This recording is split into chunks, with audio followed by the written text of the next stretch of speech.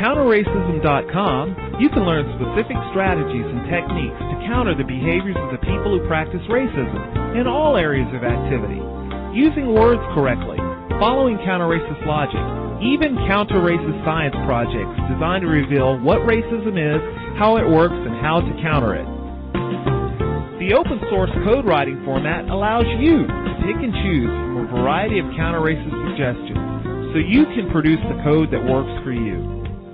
Stop by counterracism.com today and help replace racism with justice. That's counter-racism.com.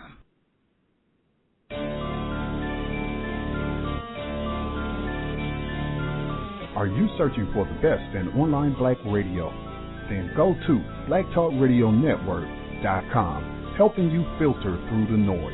Real talk, black talk.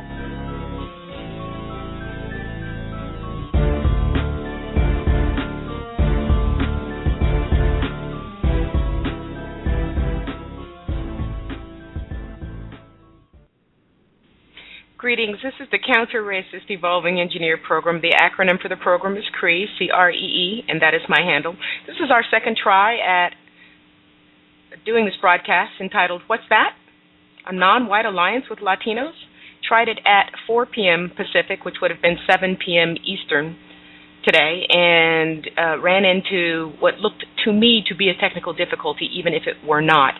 The switchboard was showing that the file playing an approximately 1 hour talk by author Nicholas Vaca, the author of Presumed Alliance, the Unspoken Conflict Between Latinos and Blacks and What It Means for America, which was given in 2004 somewhere at a venue in Compton. I believe it was Compton Community College. My switchboard was showing that that file had been interrupted, and I had no way of knowing whether or not it was being interrupted, and I thought that the content of it was important enough to reset and just dump that whole program and start all over again. I apologize for any inconvenience, for folks who wanted to listen straight through. Apologies. Doing the best we can here. So we'll reset this, and there's no way of me knowing exactly where the file stopped playing correctly, or if it did at all. So we'll just start it as if it had never happened, and we'll play that approximately 1 hour file. If I haven't already said it, 57 minutes and 11 seconds, and it'll be Attorney Vaca. It's not Vaca, Vaca, V-A-C-A. Attorney Vaca explaining his views, and as he laid them out in the book of the title that I mentioned. And when we come back, Sonny and I will share our views of what we heard and connect it to what we discussed on the last program, which is that a lot of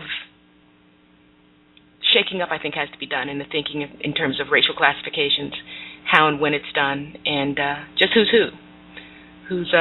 What does this thing non-white mean, if anything?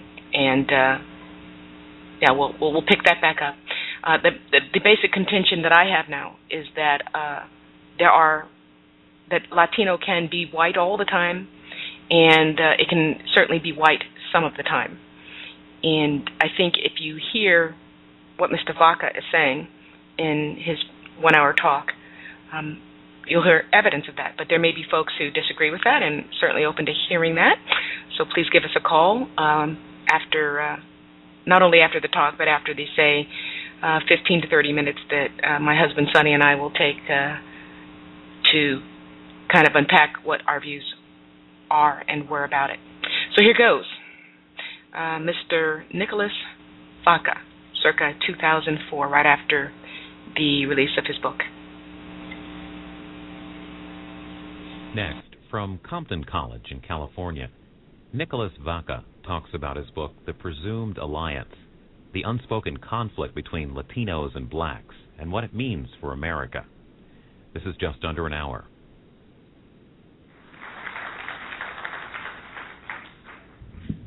I'd like to say good morning to everyone, and I hope you enjoyed the presentation today. First and foremost, I'd like to introduce my counsel. We have Mr. Eduardo Navarro, my Vice President of Student Body. Please give him a hand.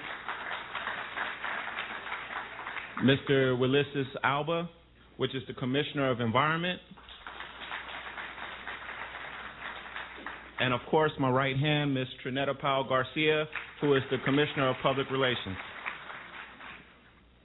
Now let's talk about Dr. Vaca.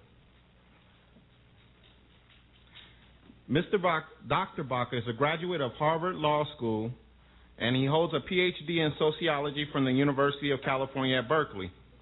He is a practicing attorney in the Bay Area and has been a visiting scholar at the University of California at Berkeley for the past several years. In his book, The Presumed Alliance, Vaca explores the unspoken conflict between Latinos and blacks and what it means for America. Without further ado, please welcome Dr. Vaca.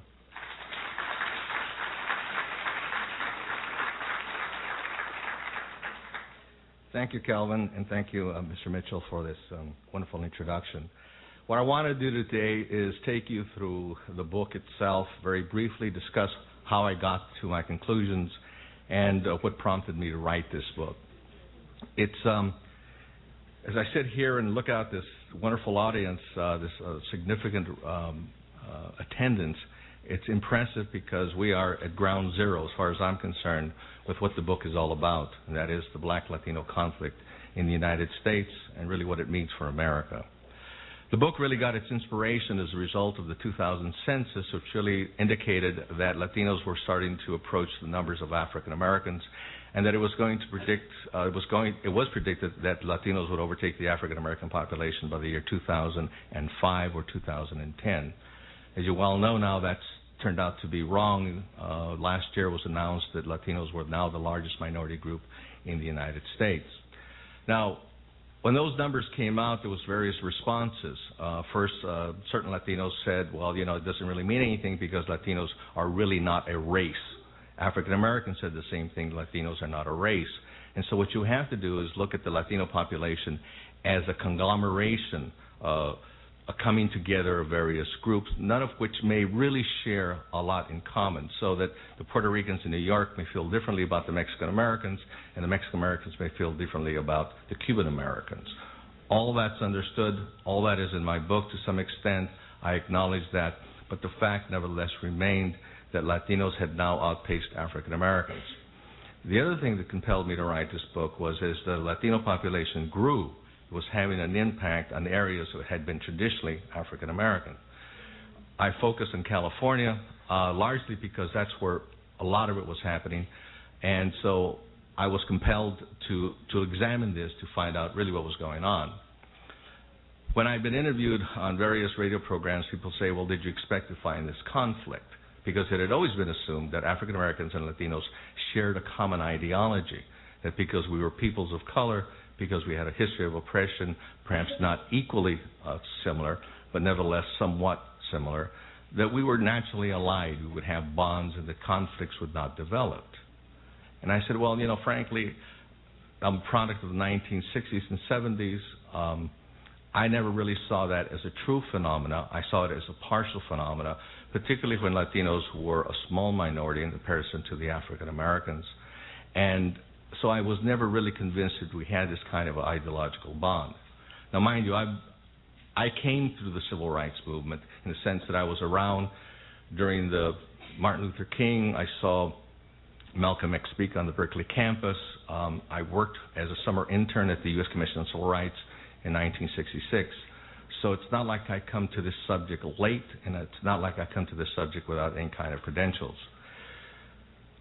I began the book really by examining the numbers, and the numbers really indicated that Latinos were going to not only grow significantly in California, but they would grow significantly throughout the United States. Chapter 1 is called the Latino Tsunami.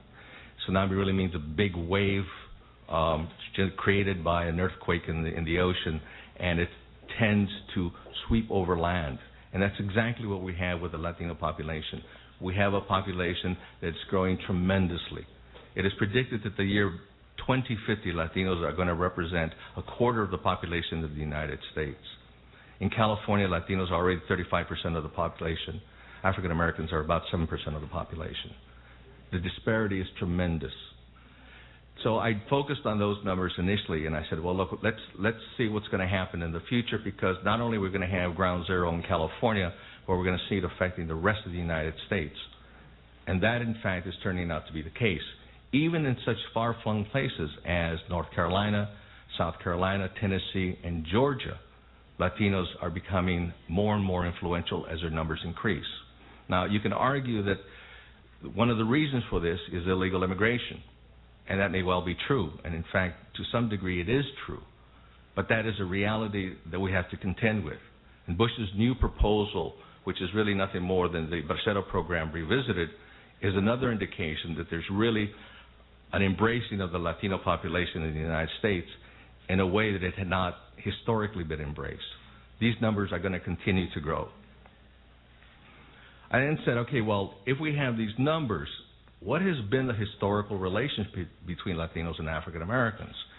Believing that we had this alliance, this rainbow coalition, back even as early as the 1980s, late 1970s, I examined Los Angeles and the employment situation in Los Angeles and discovered that, in fact, even there, the conflict existed as early as the 1980s through the 1990s, where Latinos were in conflict with African Americans over municipal employments.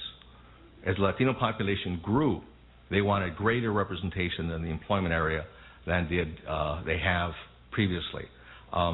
This is a conflict that to some extent is still going on, but was really strong in the 1980s, 1990s.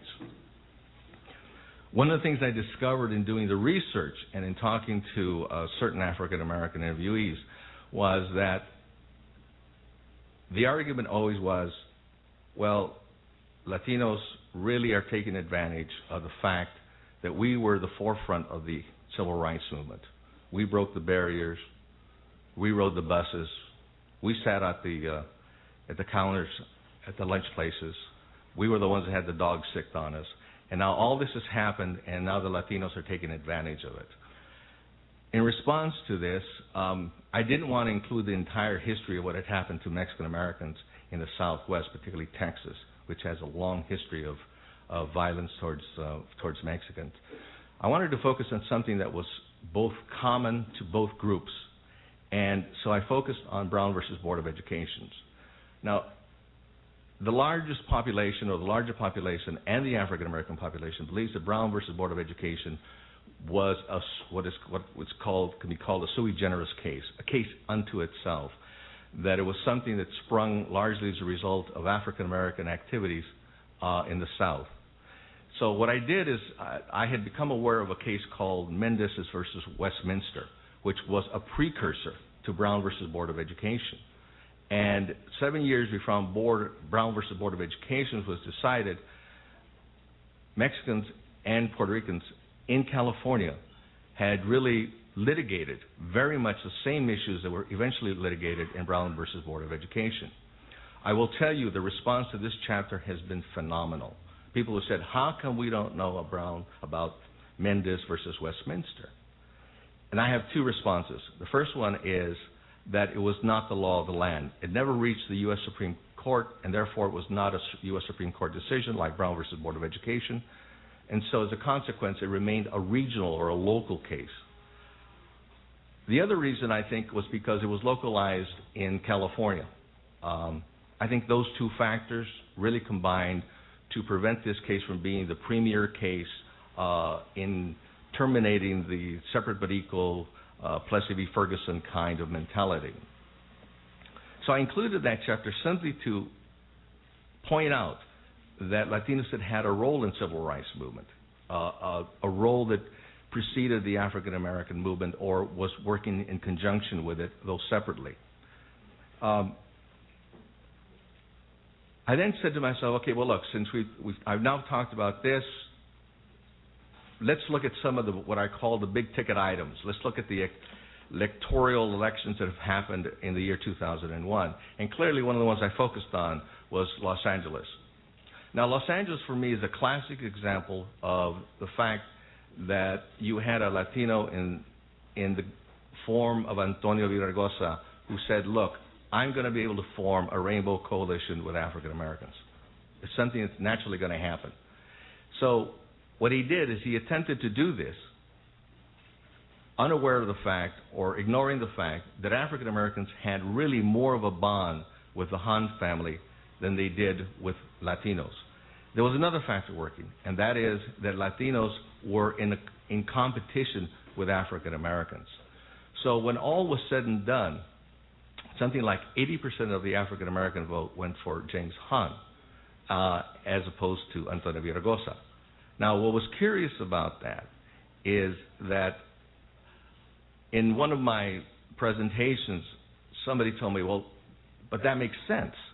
It makes sense because African Americans had a long history with the Han family. I said, yes, and that proves the basis of the book.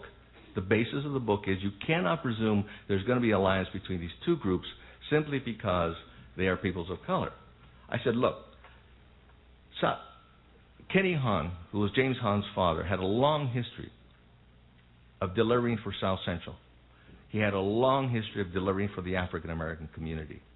I mean, if people consider Bill Clinton to be the first African American president of the United States, then Han was considered to be one of the first African American elected individuals in Los Angeles because he delivered. It was natural and it was comfortable for the African American community to say, well, look, this is somebody we know, we trust. We know what to get from him. We know what to expect from him. We don't know what we're going to get from Virgosa. Now, Virgosa himself had a history of working jointly with the African American community ever since high school. But that was not enough. And I will argue with you that in many ways, the African American community was correct in its analysis. They knew what they had. They didn't have to risk it.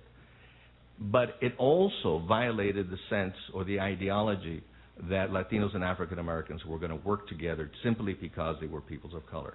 I think both groups have the right to look at the situation, to make an analysis, and form whatever coalition best suits them and for whatever goals they may want. So I think that was another good example. I had now talked about what was going on in Los Angeles. I had talked about in terms of the municipal employment. I also talked about what was going on in Los Angeles in terms of the mayoral election. I then wanted to focus on what Latinos were doing to African Americans. So I looked at Miami. Now, the Latinos in Miami are Cuban Americans, not Mexican Americans for the most part. They're Cuban Americans. They're also Salvadorians, and they're also Nicaraguans. But in Miami, you had a situation where the African Americans had a long history of working and being part of that community. Along come the Cuban Americans. They develop a power structure. They develop an economic structure that effectively shuts out the African American community. And what's really interesting about it is the Cuban Americans really have very little interest in the African American plight. Statements have been made. They've been documented in the book, and it's pretty obvious that that's the case. Cuban Americans, at least the older generation, is still focused on Fidel Castro and Cuba. I mean, that's really what they're all about. That's what they care about, etc. Now, the difference between the difference between Los Angeles and Miami was that the African American population is not growing by leaps and bounds. By 2050, as I said, Latinos are going to represent something like 25% of the population. The African American population will only represent about 14%, a little bit more. So while things will remain stagnant for the African American population, the Latino population is going to continue to explode in numbers. After Miami, I thought I'd come back to California. And lo and behold, I decide Compton's going to be a good example, a good case study of what happens when Latinos come into a largely African American dominated city. And what is going to be the interaction between these two groups in this city, which frankly, as I said before, is ground zero. And I discovered that in doing the analysis that it's a real ongoing struggle. African Americans have not had the power so long that they felt compelled or willing to openly share this power with a new Latino population. I mean, keep in mind that one of the arguments that African Americans have made, and I think perhaps a legitimate argument, is that they have not had this power for that long. They have not had positions of in the city council or the school board long enough for them to say, look, we can now share it willingly with this newly arrived immigrant group or with this newly exploding population. So I explored 3 areas in Compton. One was the city council, the other one was the school district, and the third was employment. And in each one of those, I discovered this constant struggles going on between the Latinos and the African Americans. In the area of municipal employment, the argument has been made by certain individuals in positions of authority that are African Americans, that African Americans are really entitled to these positions as a consequence of civil rights activity. And this is a really important issue. Latinos are not necessarily deserving of these, because if you go down Alondra Boulevard, I think that's what it is, or Artesia Boulevard, I think that's what it is also, you find that most of the employers are employing Latinos. And in the introduction to the book, I talk about this. An article written called Black versus Brown appeared in Atlantic Magazine, in which the argument was that Latinos are being hired over African Americans by the general employers, and that really it represents one of the greatest affirmative action programs at the expense of African Americans. So this was the argument that was made here in Compton. Omar Bradley, who is no longer an active politician in Compton, argued that really Latinos aren't entitled to any kind of a position on the city council until they gain the kind of voting power that allows them to put their own into power. Essentially, the argument goes like this. Yeah, there's a lot of them. Yeah, they're here. Yeah, but a lot of them are illegal, or if they're not illegal, they're permanent residents. And if they're not permanent residents, they're U.S. citizens. And if they're U.S. citizens, they're not registered to vote. And if they're registered to vote, they don't vote in the numbers that they should. So until they can get their act together and really vote the way they're supposed to, become legalized, and have that ability, they're going to be shut out of the political power in Compton until they can change that. And the counter-argument was, well, that may be the case in terms of political empowerment, but how about employment? Aren't we entitled as members of this community to have equal representation or the kind of representation that is necessary in this area? The response from the African American community is basically, well, you know, that's something that we talked about before, and reality is that you guys can get employed outside of the municipal area. We can't, and therefore it seems only just that we maintain whatever power that we have here. I wanted then to balance the Compton situation or experience with one in Houston, where in Houston you had an African-American mayor, a fellow by the name of Lee Brown, who was very inclusive. He included the Latinos in his programs. One of his closest political advisors was a Mexican-American. He created a committee to give him political advice, which was largely composed of Latinos. And so it was believed that he had successfully wooed the Latino population into his camp. 2001 mayoral election comes along, and he's challenged by a fellow named Orlando Sanchez. Orlando Sanchez is a light-skinned, blue-eyed Cuban-American who has been tagged by the existing Mexican-American political power as anti-Latino, who ran hot and cold on the affirmative action program, who actually had some proposals, some pretty outrageous proposals as it related to immigrants and the like. Nevertheless, what he did was he played on the fact that Latinos had not had anybody in the position of mayor in modern times. And so what he did, he played on that. And he played on it by saying, well, look, even though I may have this conservative bent, I'm still one of yours.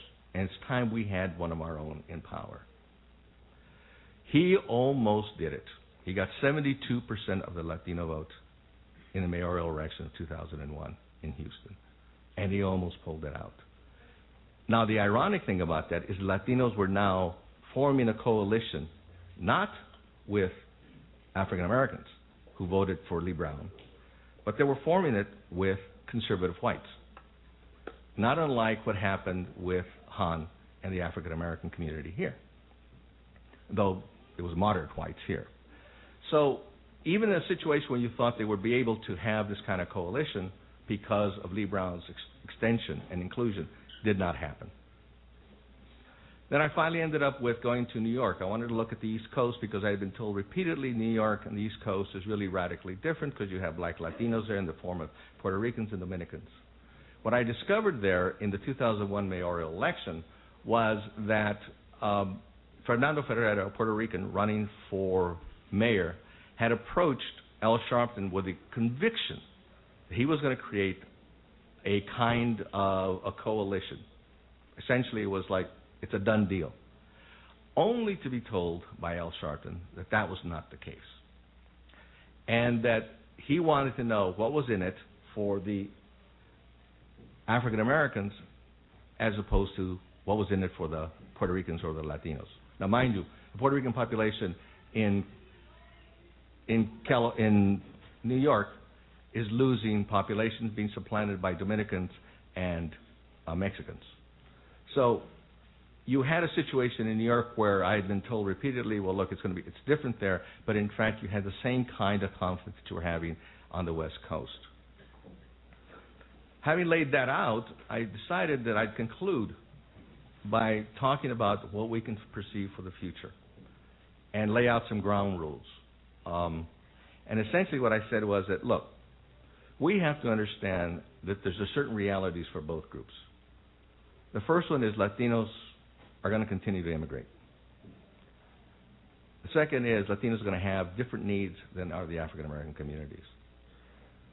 Third is Latinos are going to continue to impinge on the African American community. There's no doubt about that. Fourth, Latinos come to this relationship differently than someone who's white. Like as I said before, we have our own history of oppression, particularly the Mexican Americans in the Southwest and the Puerto Ricans in the New York City area. So it's a different interplay between both groups. And in having a different interplay between both groups, you have to understand that the interaction is going to be different. Essentially what I said is the kind of white guilt that a lot of white people feel about African Americans is not shared by Latinos, simply because, one, they didn't participate in it, or two, it's really novel. You have new immigrants who come in who have absolutely no idea of what white guilt's all about. I mean, they're immigrants, they've just come in, they have no notion about that. And that's how I ended the book. Now, since having written the book, I have been on a promotional tour, and a lot of questions have been posed that I did not anticipate in the book, but perhaps should have been included in the book. One of the questions that was asked of me was, out of a radio host in Washington, D.C., he says, how do Latinos feel about reparation? And I said, frankly, I don't think a study's been done on that, a survey's been done on it. I said, why do you ask? He said, because for African Americans, a certain segment at least of the African American communities, reparation is a litmus test. If you do not support reparations, all dialogue ends. And I said, well, this is great. Don't you think we ought to talk about this? I mean, isn't this an important issue to be discussed between Latinos and African Americans? How do Latinos feel about reparation? And which model do we feel strongly about? The Jewish model or the Japanese American model, etc. I mean, this is an important issue. The other question I've been asked repeatedly is, well, can we ever come together and work it out? And of course, the positive spin is, sure, absolutely. The realistic spin is, it's going to be tough. It's going to be very difficult. I was on a television program yesterday in which essentially I was told that the book really doesn't address the essential issues, that it's got fallacies and the like. But at the end of the program, really what the conclusion was, and I think they all agreed at the end, this is an issue that has to be discussed. It's an issue that has to be resolved.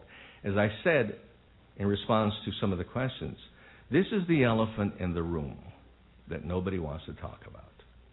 This is, if you talk about this, it's going to be divisive, which brings me to probably the most frequently asked questions that I've been asked. It goes like this. Mr. Vaca, doesn't your book, isn't the only thing it does is divide people? People who have no power, and give more power to the white power structure? My response is, well, in Miami, you have no white power structure. You have a Latino power structure. And that Latino power structure has made clear how it perceives the African American community. So you tell me where the white power structure interplays at. We have Compton. Compton, we have no white power structure per se. We have these two competing groups. And they say, well, aren't you really fighting for scraps? Well, I would argue with you that Compton is not scraps. That Compton is a significant city that has significant resources, and that it's something worth struggling for. So I don't think that you can really discard the thesis of this book or the premise of this book or this book by simply arguing, well, you're just simply being divisive. Because what is important about this book is things are going to continue. And I'll close by saying this. In Miami, as I said before, African Americans will never gain the kinds of numbers that Latinos have gained there. It's not going to happen. Unless you have this massive immigration from Haiti or you have it from African countries, it's just not going to happen. Birth rates of Latinos, immigration, are just overwhelming the African American community. So the difference is that in Compton, the reverse is going to happen. The Latino population is going to continue to grow. You've seen it grow since the 1980s, into the 90s, into the year 2000. It is imperative that both groups come to terms with what is happening in terms of this population growth. Now, the last thing I was asked was, well, how do you propose we solve this? The closest I have seen to any kind of resolution was something that happened in San Jose about a month ago. There is a road in San Jose called King Road, and the African American population wanted to change the name from King Road to Martin Luther King Road. The problem was that part of that road went right through the Latino population. It also went through a community called Sal Si Puedes, which means get out if you can. And it had a long tradition in history in San Jose. I would wager you that 10 years ago, the NAACP would have bulled ahead and tried to get this renamed Martin Luther King Road. But something unique happened. The president said, no, we're not going to do that, because we want to respect what's been going on there as well. And he decided not to go ahead with that. He also opened up the board of directors of the NAACP to other groups, so that you now have large numbers of Latinos and Asian Americans on it. And maybe that's the model. That is the model that's to be followed in terms of how do you resolve what is clearly an ongoing problem between these two groups. And I propose to you that maybe that's what we look to in terms of resolving these issues. But the most important thing is, this is an issue that cannot be ignored. It is going to be here. It will continue to be the elephant in the room. And it is important that both groups address it. Okay.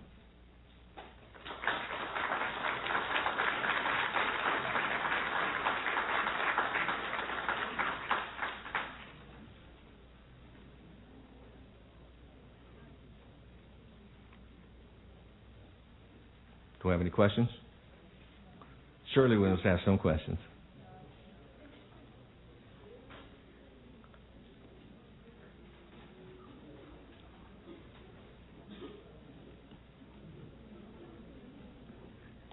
My name is Trinetta Paul Dash Garcia. I think that a lot of times, and we always have like conflicts with, blacks and Hispanics by just us, trying to make separation. I think it's not really a problem. I think what it is basically that we have a lot of cultures teaching that the Afro-American, to me, it's like a fear. It's fear. And they try to make it where we're fighting among each other, but it's really not a fight because we're going through the same struggle. And if you think about it with our culture, and I'm speaking myself as a black African-American, you're right. Most black American women, we don't want to have babies. We're trying to get jobs. We're trying to be structurally structured in this society. We don't want to have a lot of babies and not be able to take care of them. Another thing I noticed, too, is that the fact that, I noticed that it's always rival between the black and the Hispanic. And why should it be like that when we're all the same, when other cultures look at us just as the same? It ain't no different. You know what I'm saying? And I noticed the new generation is not like that. I mean, where most of the Latino parents teach their kids to have, hatred towards blacks, but you find in this day and time where the kids are learning to be united because they're realizing that they're no different. We're going through the same struggle. You know what I'm saying? We're all the same. Right. That's all I have to say.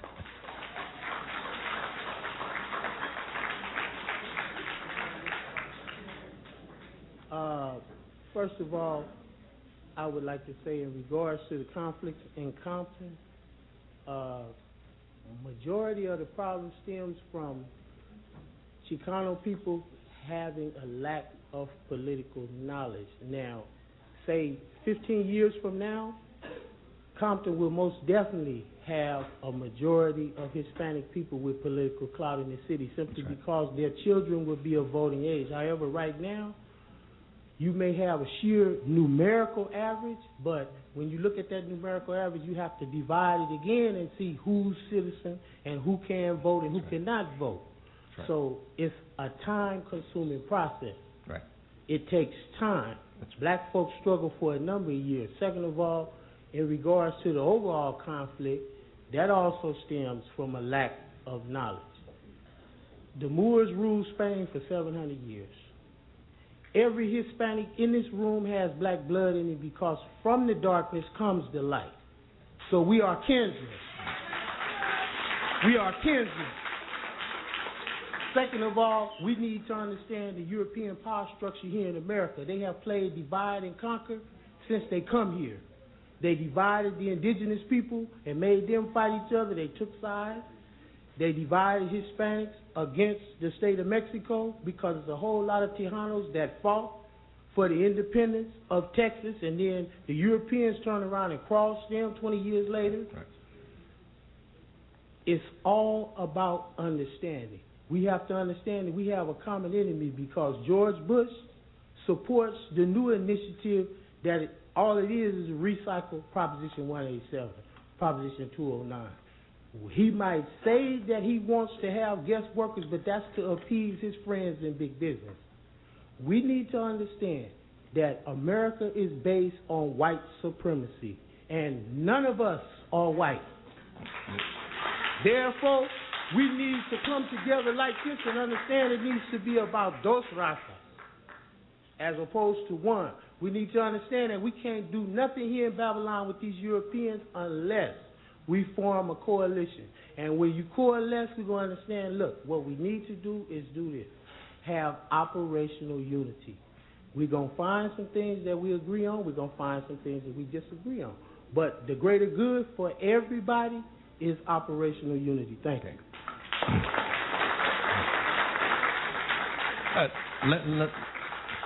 Let me respond to that, and that is that I've also heard this argument before, two of the arguments before, and that is that we all have black blood in us. The original man is from Africa. Imagine that, we do DNA testing, we all have black blood in us to some degree. The reality is, though, that except for about 1 million Afro-Latinos in the United States, there's a real distinction between being African-American and being Latino in the United States. And certainly as a gradation in coloring between Latinos goes into lighter, that difference becomes even greater. So I understand that, and it's a wonderful idea, and in many ways it's a real romantic idea, but the reality is there's some real differences. The other thing is, the other response is that we talk about the white oppressor, but, and this was an argument made to me before by a professor out of UC San Diego, I think it was, how we have to unite against the white oppressor. And I said, well, what happened with the 2001 Villaraigosa race, when the white oppressor got 80% of the African-American vote? And you can't really talk simply about white oppressors versus non-white oppressors. You have to look realistically at each of the situations, each of the political cases, or you have to look at what's going on with a real grounding in reality. So while I understand that, and I agree that coming together is an important thing, there's a lot of issues that have to be resolved.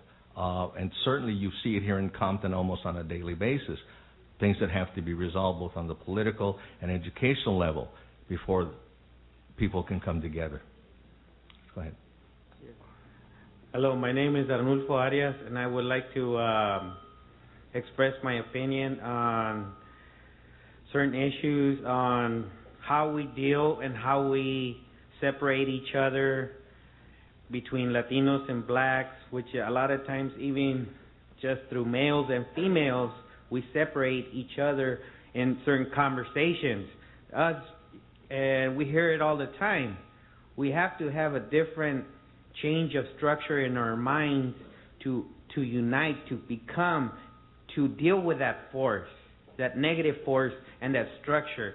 And it could start in the structure within ourselves, particularly, and then structured through our churches and expressing ourselves, not socializing and saying, well, us black people, we got to do this and do this, or us Latinos this or that, or us women. Those issues actually separate and actually jeopardize our common goal, which for unemployment, education, and our needs as our community that is growing.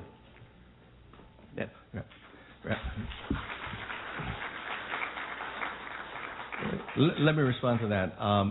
I don't disagree with that. And you know, the title of the book is not, you know, we have no alliances, we've never had alliances, and we'll never have alliances. It's not what it says. It says the presumed alliance.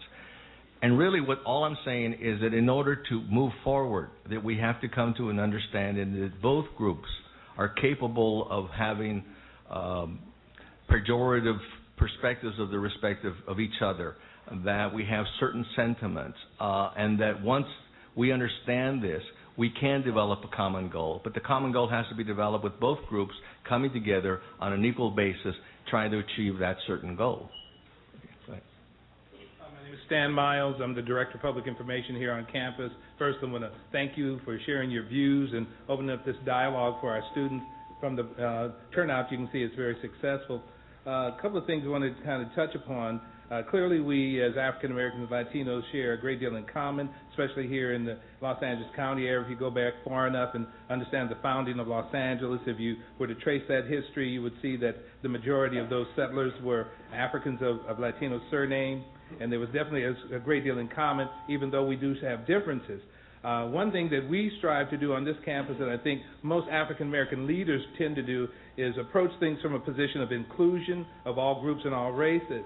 The perception is, and I'm hoping it's just perception, it seems when Latinos get together, especially here in Southern California, it's not about inclusion, but it's about self-interest. Could you address that, please? Sure. That's a really good question, because that's exactly the kind of dialogue that we need. That, in fact, I've heard this comment before. I've also heard the comment from Latinos saying that African Americans feel that they are entitled in a way that Latinos are not entitled, and that this entitlement leads them to regard Latinos as being Johnny-come-latelys to the civil rights movement and the like. But that is an issue, if in fact that is a perception on the part of the African American community, and must be recognized as a legitimate perception and one that has to be addressed. I think to some degree, and I don't think You get a lot of argument from African Americans. That's one of the reasons why Antonio Villaraigosa did not manage to win the vote of the African Americans. It was not only are we comfortable with the Han family, but don't know what we're going to get with that guy. I think I quote in the book, somebody says he gets into power, he's going to throw all of us out. And if that's a perception, that's something that Villaraigosa should have addressed early on. Now, let me tell you, I think somebody like Rocky Delgadillo, who won city attorney with the support of the African American community, may be able to overcome that as a perception and have an inclusion, a reach out that will allow him to reach a higher office than city attorney. But you're right. That was a perception the African Americans had about Antonio Villaraigosa. He has to overcome that, and you have to do it by forming a policy of inclusion, as Lee Brown did in Houston. Form a committee of African American advisors. Parcel out the programs equally between both groups. Yeah, I think that's a great question. Yeah. Hello, my name is Latasha Cole. And one thing that I noticed was not addressed a lot is employment. Under employment, I'm a nurse, okay? And now it seems as though amongst the black community, we are losing jobs to Latinos, true enough. But if you turn around and look at it, the Latino had to learn from us. And I'm not speaking down on Latino, but the same way, we are not bilingual, okay? And that's the first thing they look at, okay? When the Latino came here, the first thing they did was come to our schools and they learned English. Still to this day, we're still doing the same thing. You're still learning from us. But when it comes to teaching us, you have a big, big problem with that. It's like fear. As I read the newspaper, we used to be the most populated. Now we're noted as other, and Latino has more population than we do. But what people don't understand is if the Latino and black come together, then we can all do this together because, like the young man said, the white man does not care about the Latino or the black, okay? Only thing they want to see is them. There has not been a Latino in office or a black. Clinton might say he's black to me. He's still white. Okay?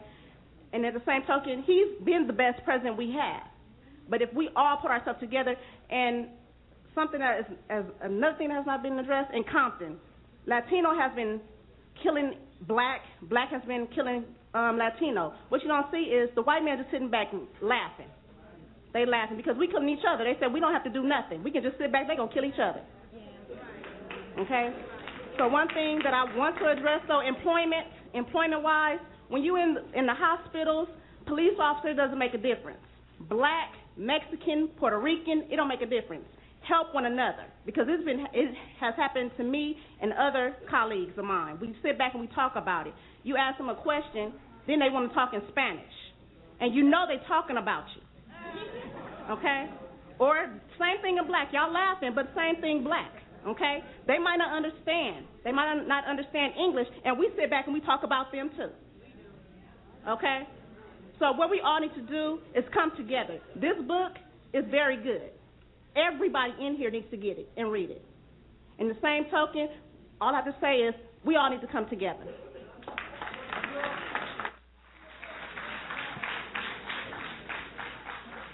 Thank you very much. I want to make a comment about you made a wonderful point that I did not make in my presentation, and that is the issue of language. It is a dividing issue. There is no doubt about that. If it's any comfort to you, third generation Latinos don't speak Spanish. We tend to lose it within generations. But the new immigrant obviously replenishes the old barrios, and the language continues. That is a very, very important issue. Your comment about Latinos speaking Spanish and you convinced they're talking about you is a comment that was made in North Carolina by an African American who had encountered Latinos who said basically, they're talking Spanish, we don't know what they're talking about, but I know they're talking about us. They could be planning to kill us, we wouldn't know. So I think that's a very that's an important issue. So anyway, yes, thank you for bringing that up. I appreciate everything you said, if I understand you correctly, about places like Compton not being, scraps and people are fighting for scraps.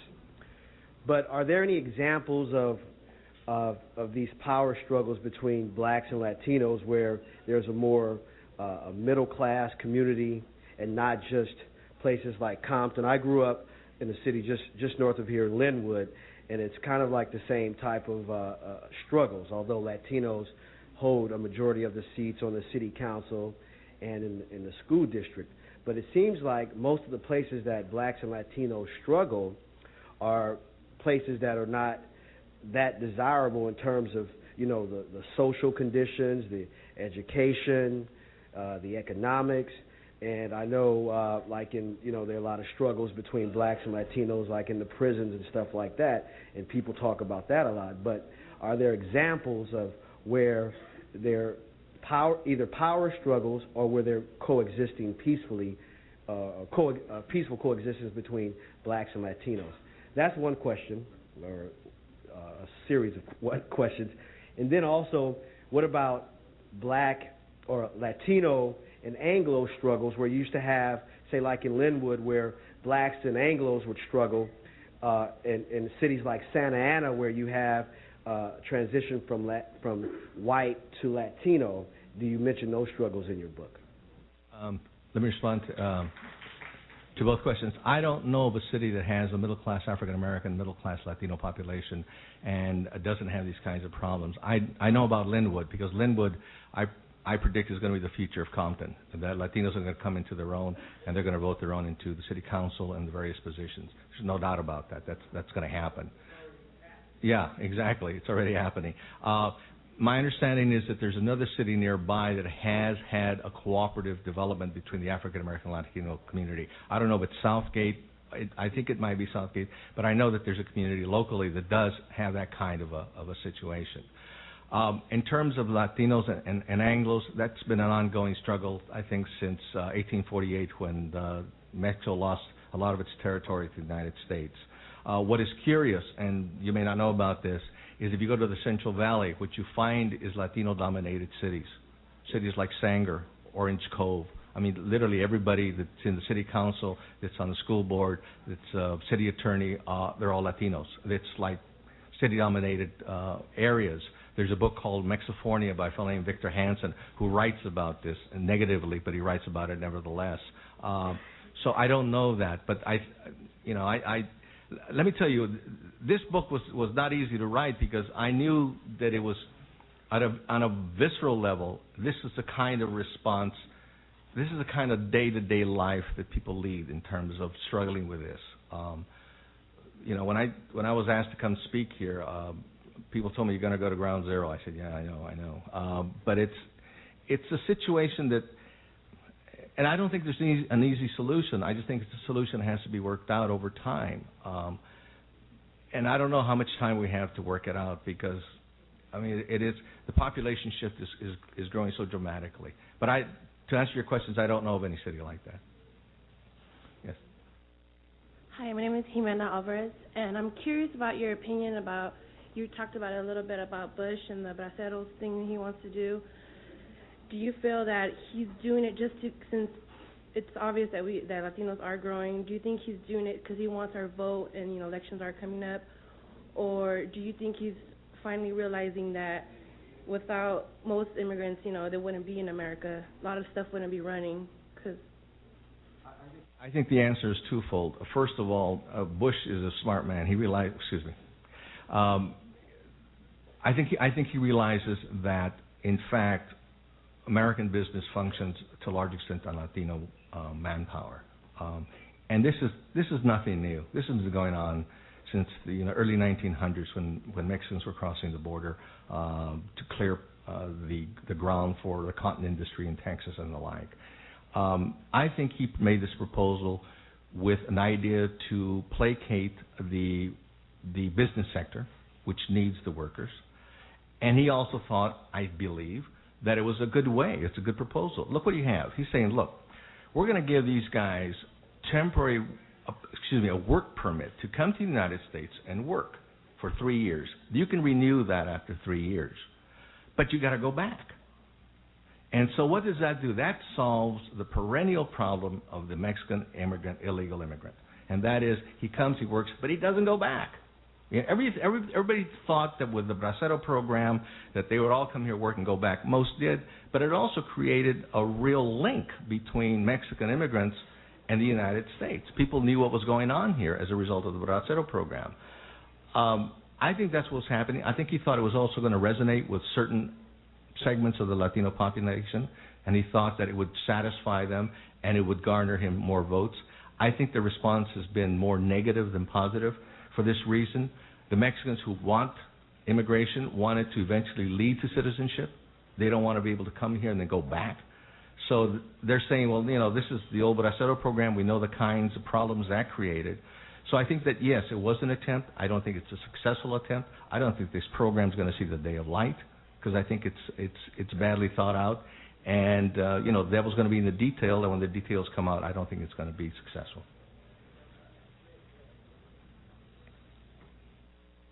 My name is Horace Coleman. The LA Times ran a series of articles about a year ago about the conflict between succeeding waves of Latino immigration. That is, say, the newly arrived immigrants competing with the shortage of a previous wave of immigration, or people who have been here for several generations, a long time. And the Latinos are not monolithic. You've got Guatemalans, El Salvadorans, Hondurans, etc., people from South America, and I don't see that necessarily Latinos are any kind of a monolith. That there's a lot of competition between ethnic groups, and as I said, one wave of immigrants as opposed to another. I agree with you. Not only is it not monolithic in terms of the countries of origin, it's not monolithic in terms of economic structure. That is to say, you have Mexican Americans who have moved on to the economic ladder. And I suggest to you that, in fact, some of the conflict that results from within the Mexican American community is a result of class differences between the various groups. And, you know, frankly, not every Mexican American is crazy about any new immigration coming to the United States. You know, people believe that that's a foregone conclusion. But in fact, I believe there was a recent study by the Pew Hispanic Center that talked about the fact that that is not necessarily the case. That there's certain Latinos saying, okay, enough is enough. You know, we have enough immigrants here. So no, you're right. It's not monolithic. And, you know, I'm more than happy to divide up the Latino group, as it were. Right now, we are approximately 38 million. Of that 38 million, between 60 and 70% are Mexican American. Something like, I think 9.5 are Puerto Rican. You have like 5% Cuban Americans, and then you have other Latin Americans. The big dog are the Mexican Americans. There's no doubt about that. They drive the immigration numbers. They're the ones that drive whatever's going on in California and the Southwest, and increasingly throughout the United States. Mexicans have increased their immigration to New York City, for example, over the last 10 years, while the Puerto Rican population has declined. Dominicans have also increased, by the way. But no, there is a difference. There is a class difference. I think you're right. When I talk about deconstructing the monolith of ethnic groups between Latinos and African Americans, one can go a step further and say, let's deconstruct the monolith of the Latinos and talk about the respective immigrant groups and talk about the countries of origins and what their political positions are. Because I suggest to you that a large percentage of Mexican Americans feel almost nothing about whether Fidel Castro in Cuba continues in the state that it is, as opposed to the Cuban Americans.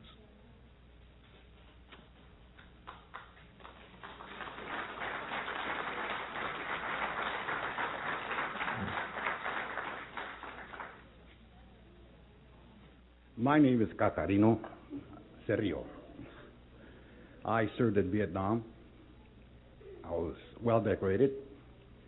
And the last that I heard was when the deluge happened during Noah's days, all life was destroyed except for Noah and his children. Now, Ham being dark, Japheth being light, and I believe it was Shem that was more or less yellowish skin, that we became a nation again of human beings. Now, when I was in combat, color didn't matter. We all helped each other out. And one thing that I truly am inspired about this book is that reality is always going to be there. Now, I didn't earn these awards by myself. I had men of all colors to help me. They saved me, and the same, I saved them. But the Bible always tells me, and I always relate to the Bible because that's my instruction booklet, that we are fighting the wrong people, or we're arguing about the wrong people, because we're not supposed to fight amongst ourselves or argue about ourselves. There's one real evilness, and we can't see that. So the book is bringing out what's going to happen in the future, and us to work with it and deal with it. Having love amongst each other is the best thing. To be humble is very important. But once we start trying to overcome one another, it will never work. Thank you.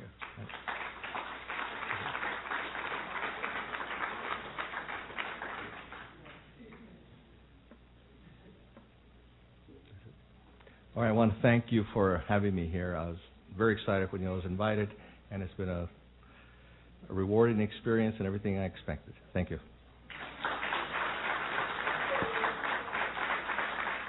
Nicholas Vaca is the author of The Presumed Alliance. It's published by Rio, an imprint of HarperCollins. Visit them on the web at harpercollins.com.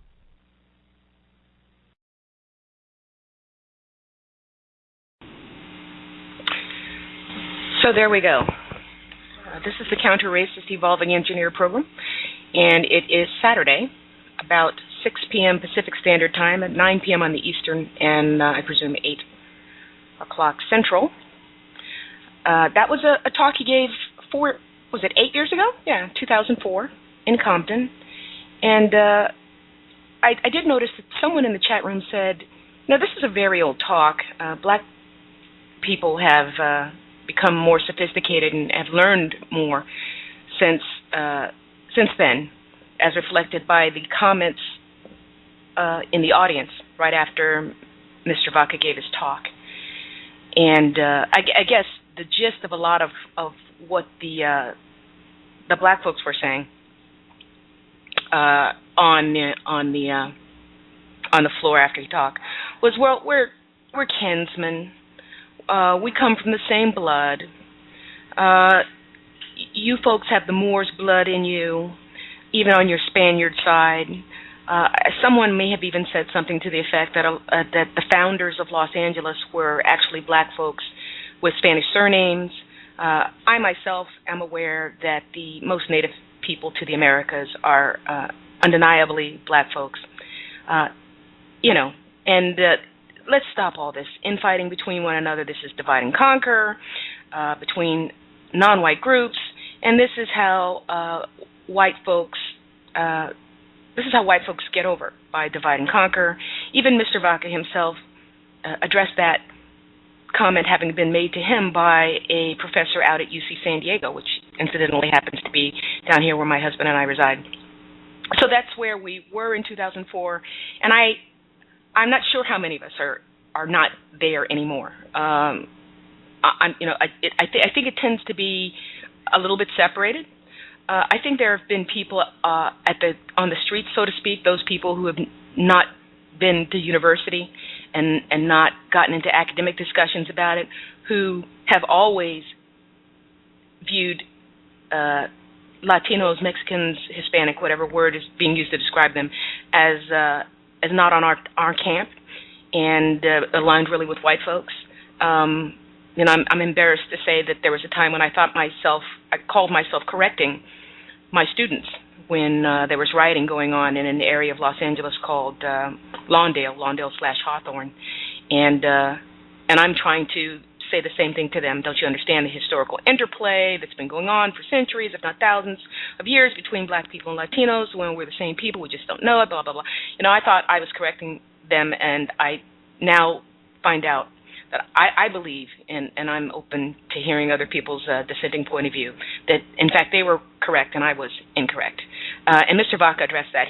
He says, well, hey, I mean, listen, we can all go back to the beginning of the Homo sapien species, and I suppose we all have black blood in us. But the fact of the matter remains, he says, that we look different. We're very different, and of course, that difference gets even greater as you go further and further. I believe he even used the directional up as Latinos get lighter and lighter skinned. So, I don't think that it's true that it's a divide and conquer issue anymore. It may have been. I think that what it is, and I want to make my comments brief so that my husband can give his comments and then we can take callers. I think that what it is what it has always been, which is that white folks disagree from time to time as to who is white and who is not. And over time,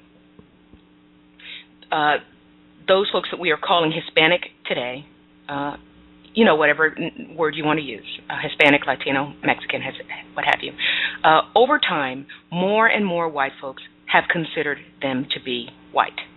Until today, although not all white folks are on that page, I believe the majority of them are. And there are even times in which a person, as I said on previous programs, this classification of being white or non-white cannot be fluid unless a person can be white at some times and not white at others.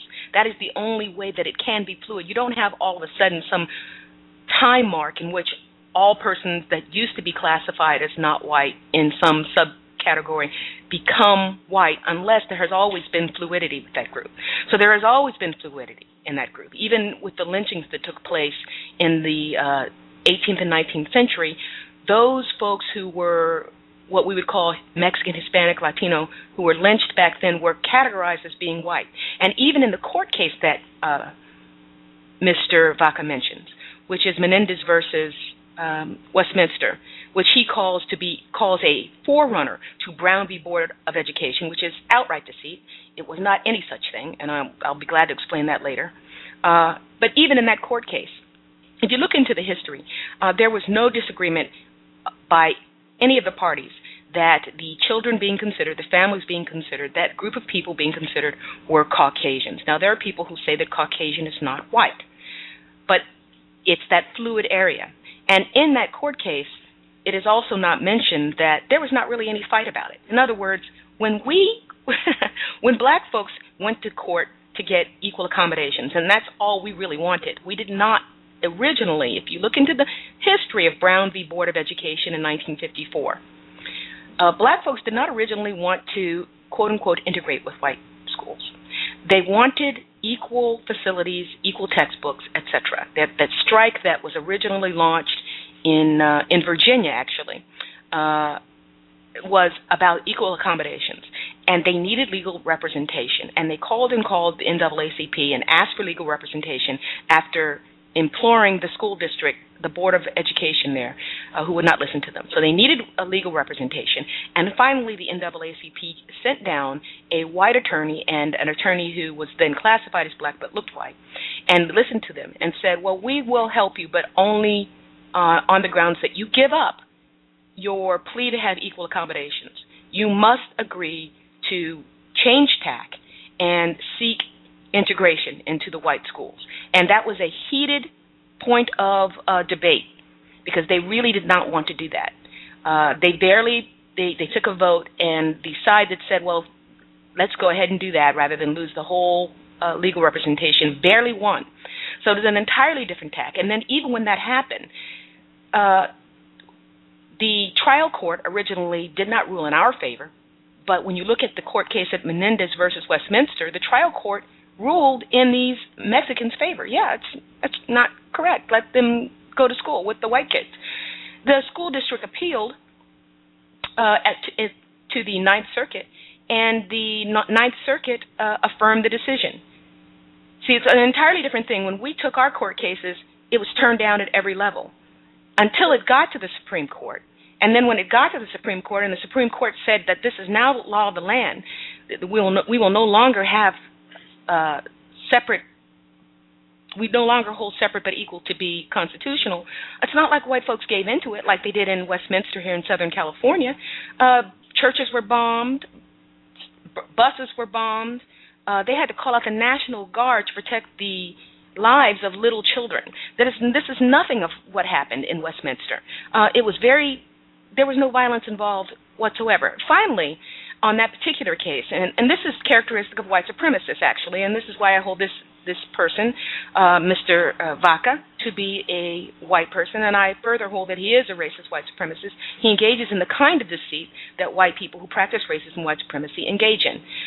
He does not further mention that the court case that he says was the forerunner, and actually he said that they were ahead of black people in all of this, in terms of bringing the court case. He doesn't even mention the fact that it was the black folks out on the street, walking to work, getting bombed, getting death threats, that even put the muscle behind the decision that happened on the bench, which was not necessarily a good one for us. But what I'm saying here is he engages in deceit because he says that he leads you to believe that this court case brought by these Mexican Americans, Menendez versus Westminster, was the forerunner and essentially was the first case that outlawed separate vehicle facilities. When in fact, you can even go to Wikipedia, and it says very clearly that the court did not rule that separate but equal were violations of the 14th Amendment.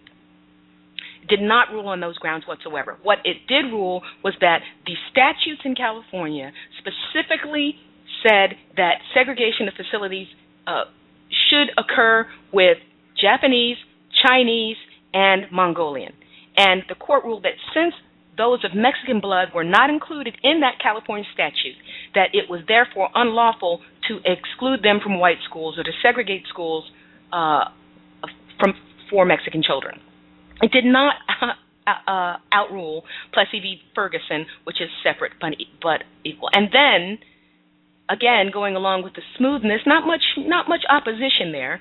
The governor, Earl Warren, who then at some later point became the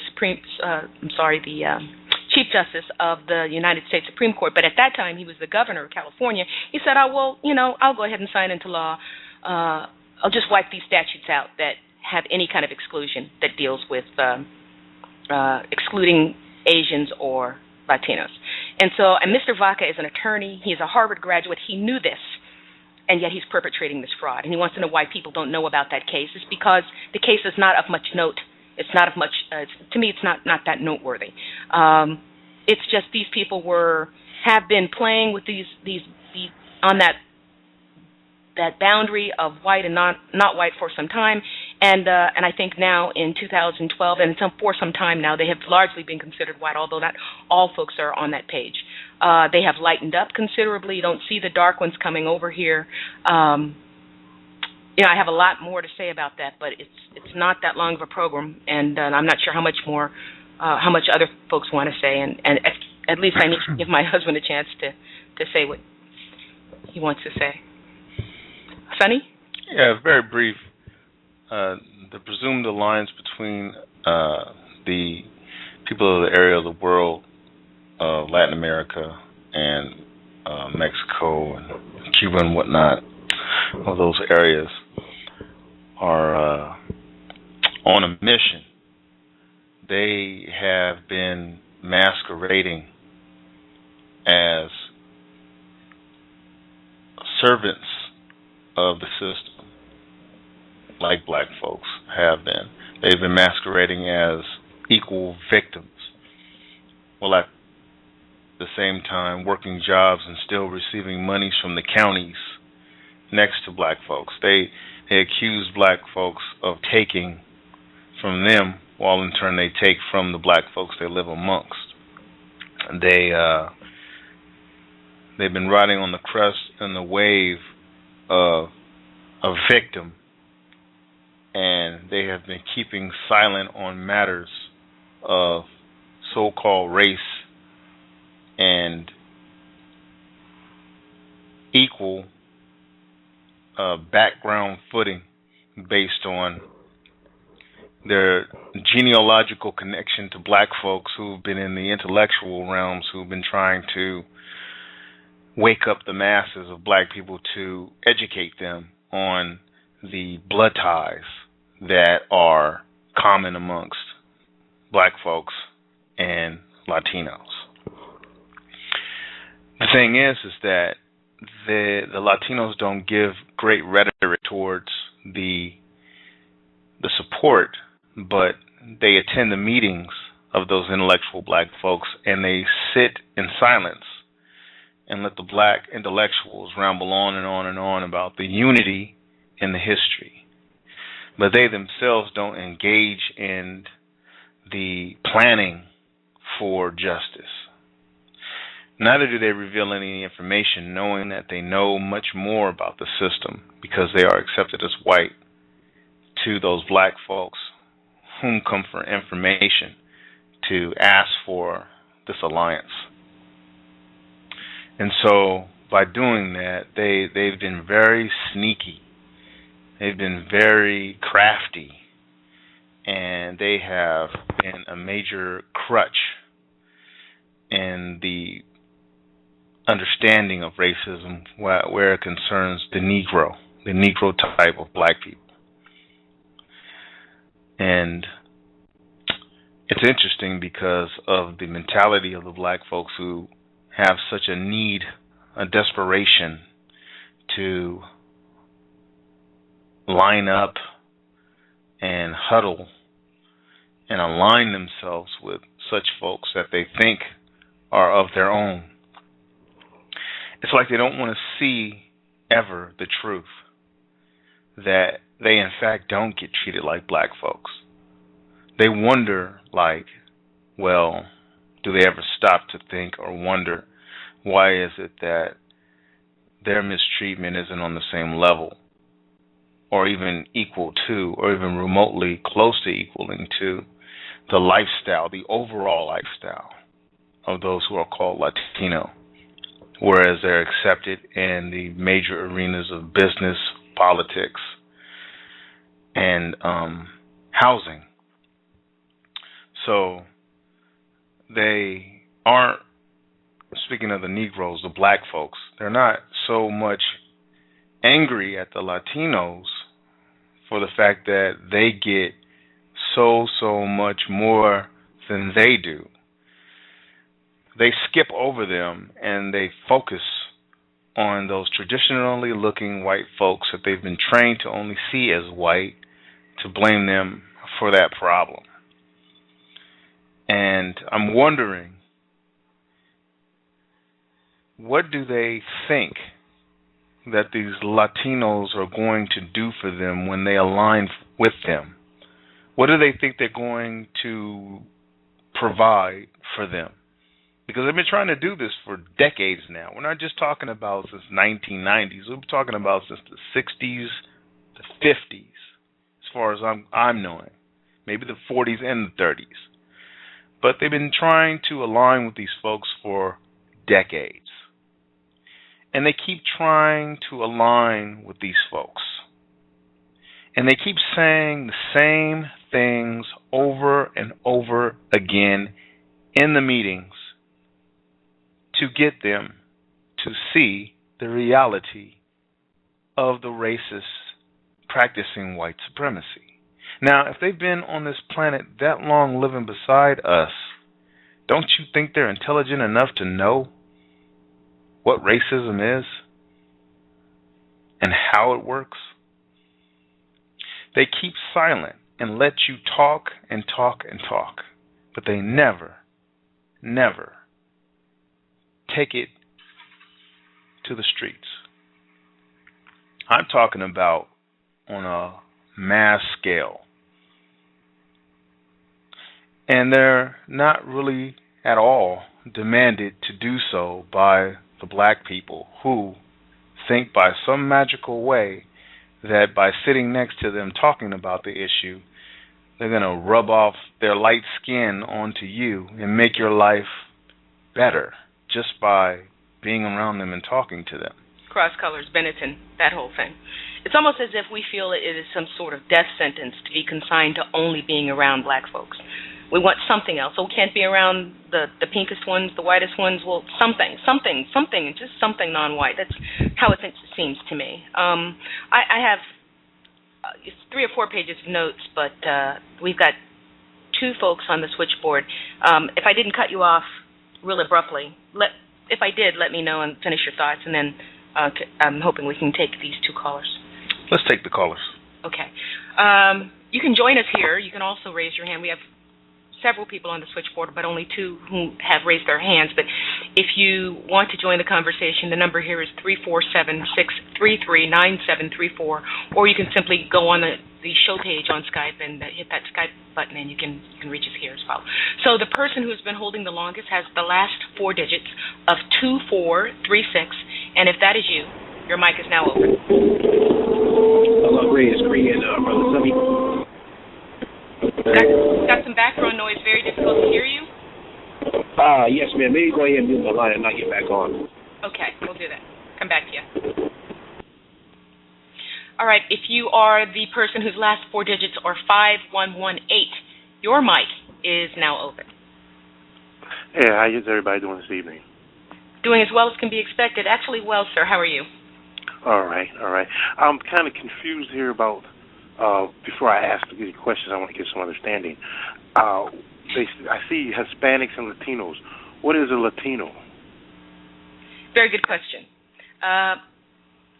My definition, from what I can gather, a Latino is someone who descends from the persons who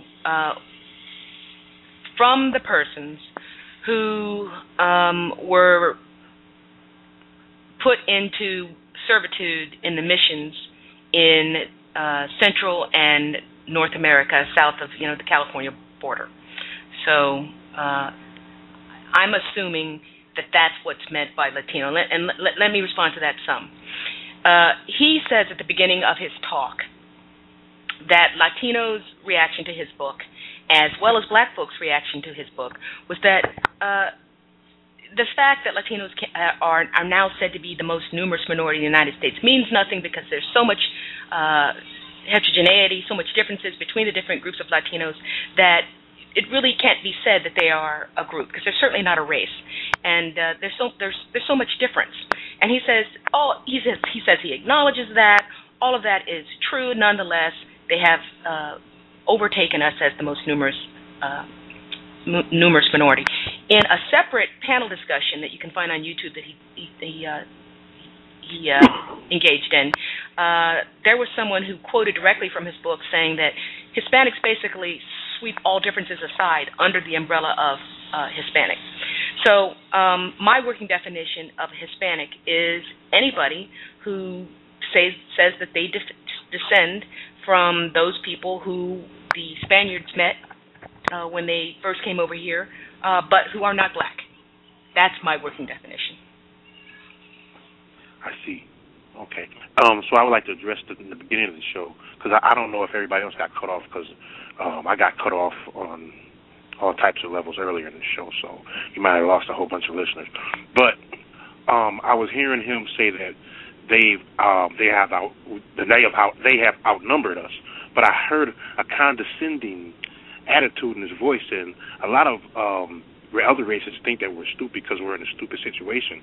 But we can hear when you're talking down on us or trying to secretly suppress us, or like my brother was saying, stand by idly and watch us suffer, knowing that you can probably stand up or do something. And I just think we should just keep doing what we've been doing. Maybe they have helped us out in the past history, but as far as now, there is no nationality out there that has lifted a tongue or a hammer or any type of political agenda for black people. So I think that as far as some type of alliance with anybody besides brothers from Africa would just be silly at this point. I'm in complete agreement with you, sir. Yeah, me as well. Yeah, there are no significant confrontation that would call use for the National Guard or the Army or any special forces group. No declaration of attention from the world that they could do if they just utilize their card, their white card. They could do it much quicker than we ever could, because we did it, and we're Negroes. We're absolutely not classified as white. And if they are some of the time, then wouldn't it be logical to conclude that they could push this confrontation a lot quicker because they know a lot more, because they work and are accepted as white inside of the master chambers of where the traditionally white folks work and mistreat us, whether it be in politics and whether it be in the industrial, whether it be in the army. These folks are in the know. So if they wanted to stop this, if they wanted to bring about some serious, significant confrontation on our behalf, they could do it overnight. Absolutely. Let's go ahead and take the caller at 2436. If that's you, 2436, your mic is open.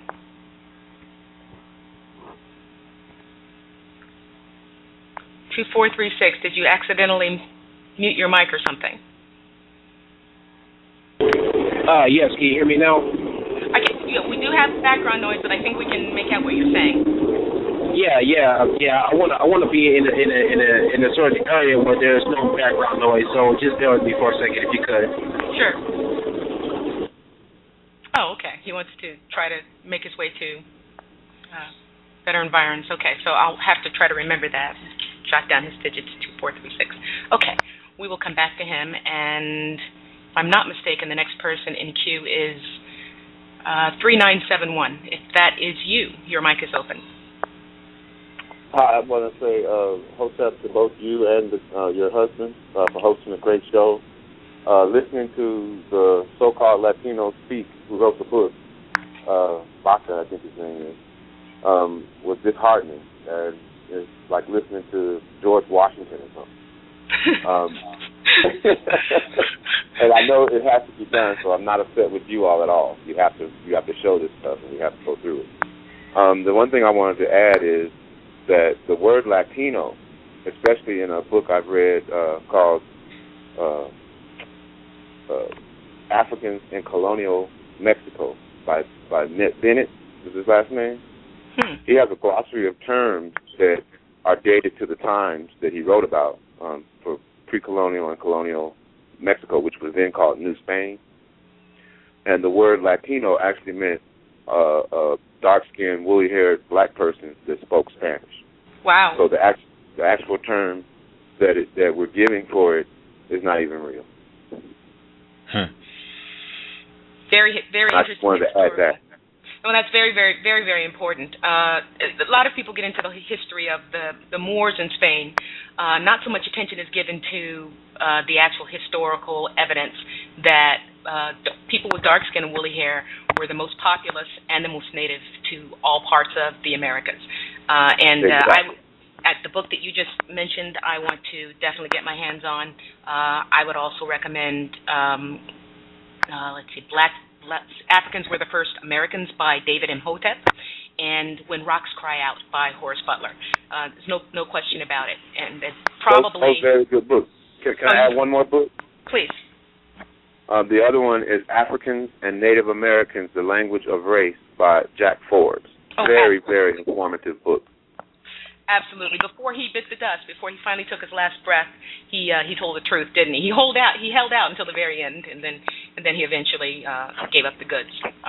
So thank you for calling in with that. And if you have anything else to add, certainly just press that one again, and I'll pick you back up. And thank you, and keep up the good work. This is necessary, and it helps me today. Thank you for calling, sir. Thanks. If you are the caller whose last four digits are 9304, your mic is now open. Hey, how you doing? This is Black Brother in the chat room. I think that, being here in LA, I think this conversation was very poignant because, everything they're talking about is what we've been experiencing here, basically last, 30 years, I would say. I've lived long enough to see, communities that were formerly, black working class neighborhoods slowly turn into, basically Hispanic neighborhoods. And, black folks have pretty much either been incarcerated out of LA or pushed out of LA. But, and I think that one of the important parts, in today's news is how, when President Obama went to Telemundo, they really lit into him. How come you didn't, you had promised you was going to do this DREAM Act, you was going to do this, amnesty for all illegal aliens, and you didn't deliver, and they're like mad, like, you better do this or else type thing, and I think that I foresee in the future that this Latino supremacy and white supremacy is going to have a headbutt, and I think us black folks should just step out of it. Totally agree. Agree 100%. Because it's a waste of time and energy to get involved. Excuse me by saying this, getting grown folks' business. We function as children in comparison to them. Yeah. If they function as white and they have us in this situation and we don't know how to get out of it, they are in control. Parents are in control. So if they're at war with one another, we have no business in that. We need to watch that and observe that and learn from that. Exactly. Yeah, I'm totally with you. As far as I'm concerned, as an aggregate, these folks that call themselves Latino, Hispanic, are a subgroup of white folks, no different than how Italians or Jews were 60, 70 years ago. And if they're having infighting amongst themselves, well, we can utilize divide and conquer amongst them. We have no business getting involved, and they don't really want us involved anyways, except to deceive us and to use us as a wedge issue for them to get what they've gotten, which is the little bit that we used to have. So I agree. Let them fight it out. When it's the Minutemen against which is those white folks that are against the immigration of Mexicans coming up here, versus the Chicanos or the Mexicans are out there. MS-13. That's their war front out here. MS-13, and that stands for what side is that, and what does that stand for? That's like the Latino version of the Klan meets the Mafia. It's like a mixture of the two. You never heard of MS-13? I can't believe I haven't. No, I have to get right on that. MS-13, okay. So they're the people that go head-to-head with the Minutemen? No, they're in the drug trade and the controlling the gangs here in California, and they hate black people. They kill black people, and they're drug traffickers. Okay, yeah, they're a large, important part of the criminal world here in Los Angeles. Oh, okay. I'm looking at this right now. Now that is a whole other part of what we're discussing here that's really important. It's the violence that's being used against us by this segment of white folks that call themselves Latino, and they don't care whether or not you are a black quote-unquote gang member or not. They'll put hits out on you just because they get points for killing black people. There's a pretense that I should say that if you go and you look it up, sometimes they will say that it's happening on both sides. But again, we are responding to the initial hostilities. And the numbers of black people who are being killed versus the number of Latinos who are being killed in retribution don't even compare. And so that's a whole other sector of it. But violence has always been used, and it has always been used by the newest group of white people. Back in the early 20th century, Irish would get away with murder in New York and so on, and this is how you prove your stripes in the white mafia, the racist white supremacist gang collectively. So, yeah, I think that they're just doing what white immigrants have done from time immemorial. The Italians, the Jews, you name them.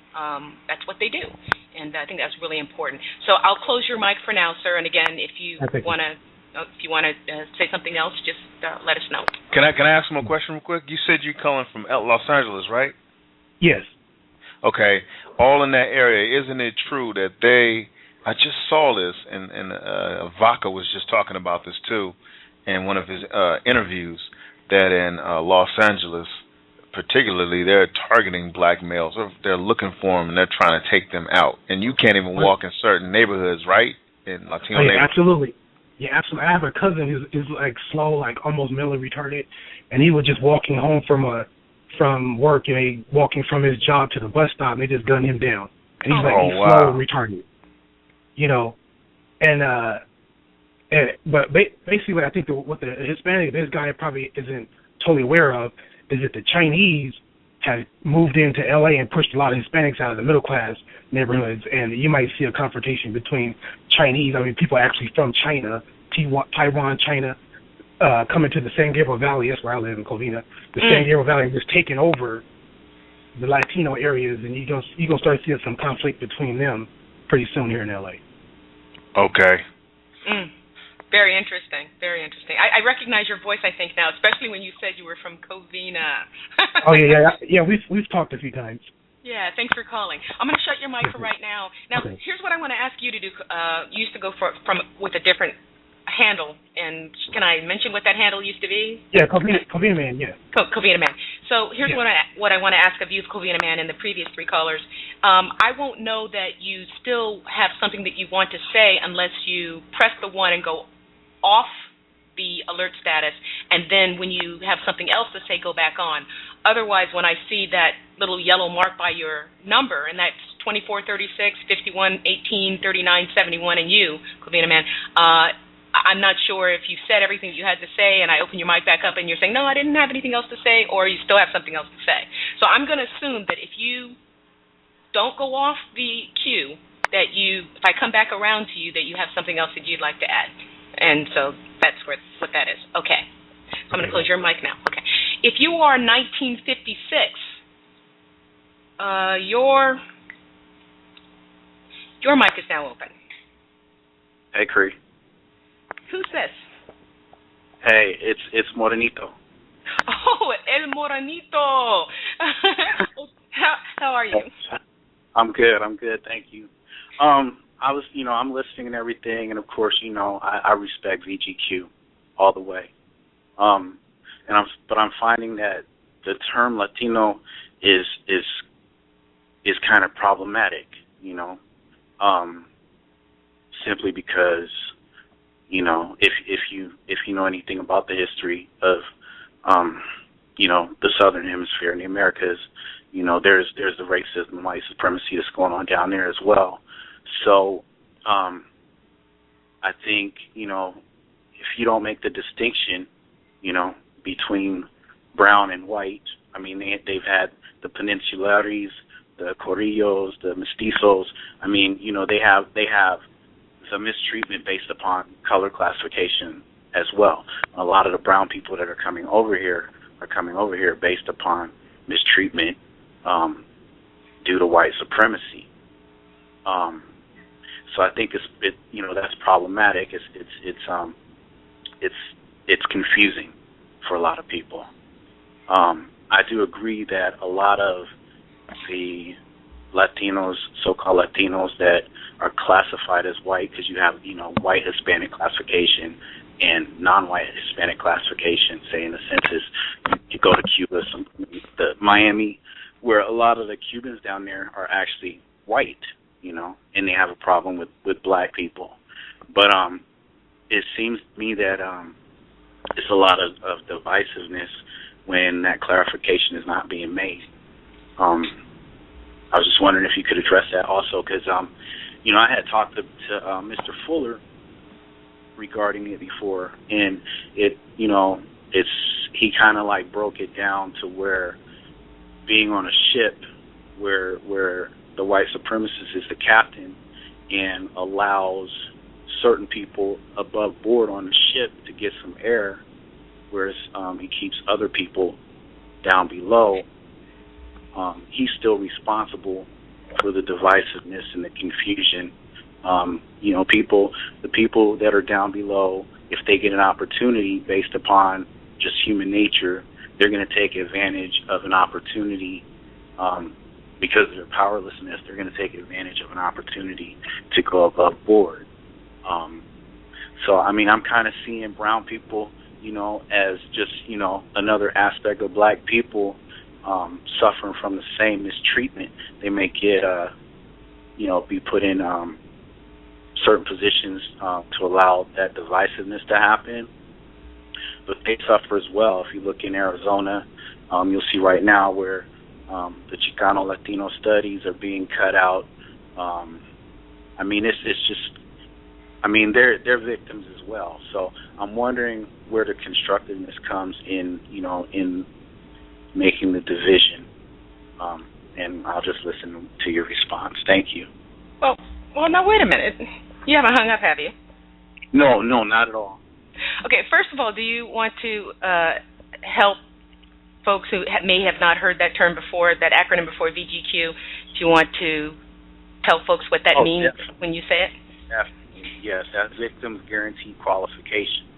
And so basically what that comes down to is if you are a non-white, you're a victim of white supremacy, and you are qualified based upon your victimization to deal with white supremacy in any manner that you feel necessary.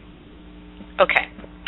So did you mind if I summarize a little bit of the conversation that you and I have had via other means? Yeah, it's fine.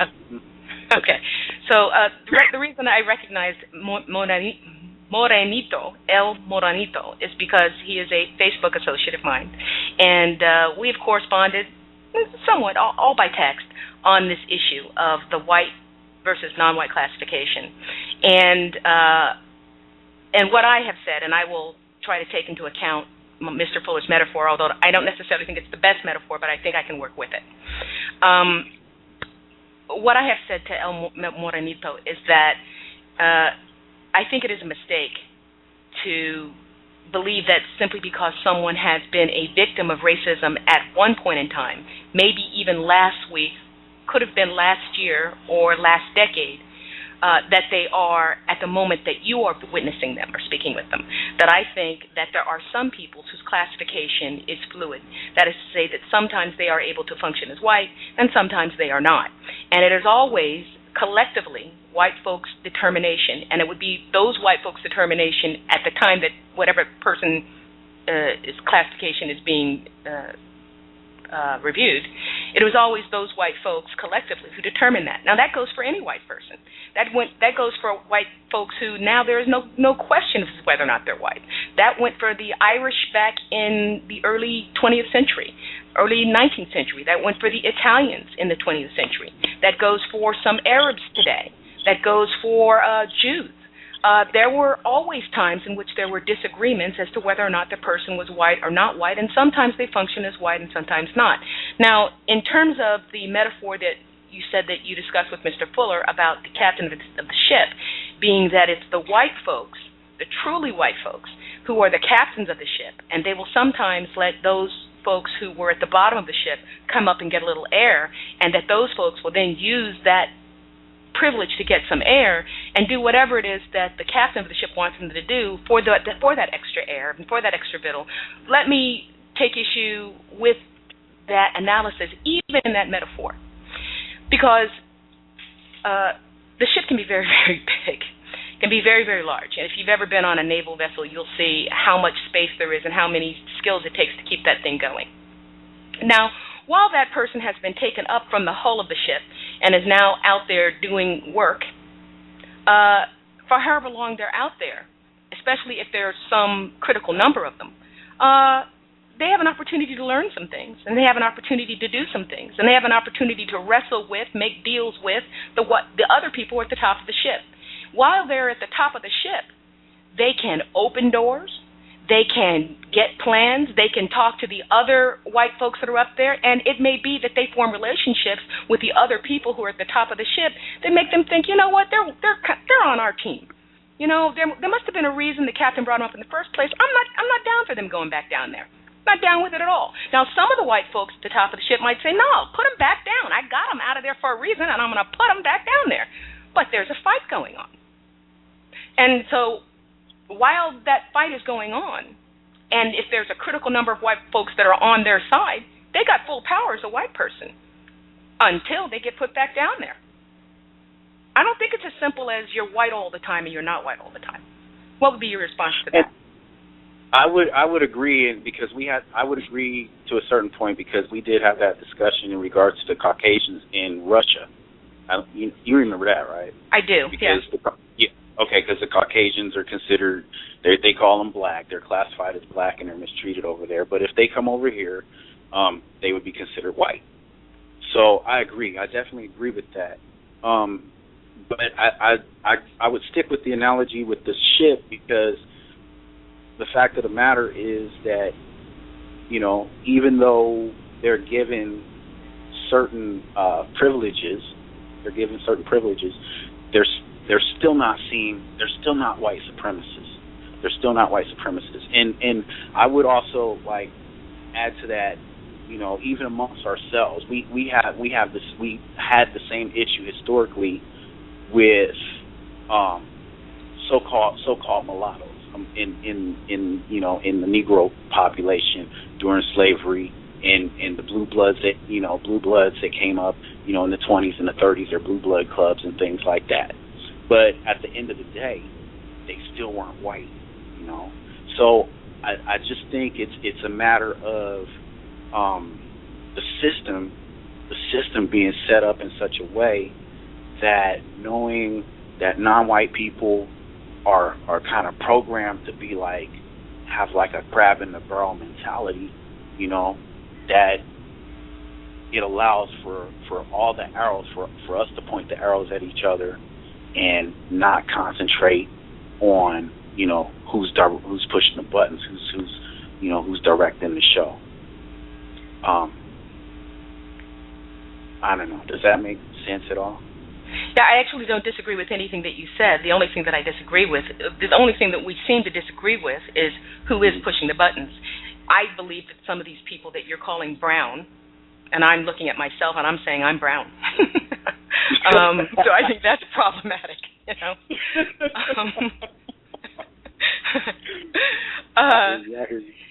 That some of these people that we're calling brown or Latino or Hispanic, and not just the Cubans, who clearly many of them are blue-eyed and blonde, and the main problem they have is not, as Mr. Vaca said, is the only issue they care about is Fidel Castro.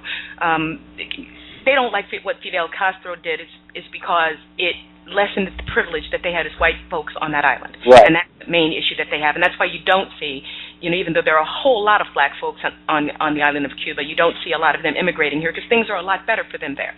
Okay. So, but not just those folks, but a lot of the folks who come from Venezuela, a lot of the folks that come from Mexico, a lot of the folks that come from where have you, I believe, we do agree that the only people who can practice white supremacy, I believe we agree on this, Morenito.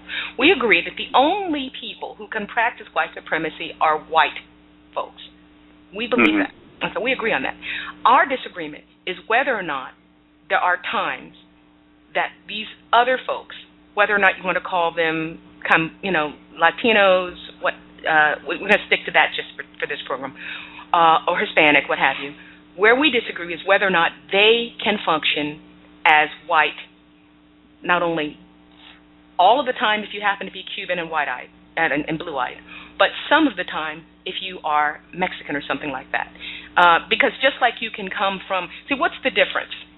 If you can come from Russia, where you're classified as black, or not white, and they actually call them black over there, and then come to another part of the world, the United States, and be called white. What is the difference between, and I want to break this down to almost a minute level, just for the purposes of the logic. What is the difference from not coming from Russia necessarily, but coming from Mexico? Now, here's the thing. If you go to a Russian community, so-called, in the United States, and they recognize you as a Chechen or something, and they call you black, and those are the only white people around you at that time making a decision as to whether to treat you correctly or mistreat you, and you are a Chechen in Russia, they recognize you as a Chechen now in New York or where have you, and they mistreat you. At that point in time, you are black. What is the, but if you go to another neighborhood that same day, and you're around a different group of white folks who don't recognize you as a Chechen, and they classify you as white, you are white later that same day. Now, what is the difference between that and a Latino who is around some white folks in Arizona who don't think they're white, and then coming to San Jose and being around some white folks who do? What's the difference? I think it's fluid, like you're saying, but I think that you can apply that to any, I guess, for lack of a better definition, subcategory of non-white people, black people, even within black people themselves, like black people that can pass for white and do, I mean, if you apply it that way, I think you would have to apply it to them as well. You know what I'm saying? And that's where it would make sense. as being fluid. But and I'm not sure that you are. Like, and I think we were talking. Well, actually, I think we talked about it before with like Mariah Carey, for instance.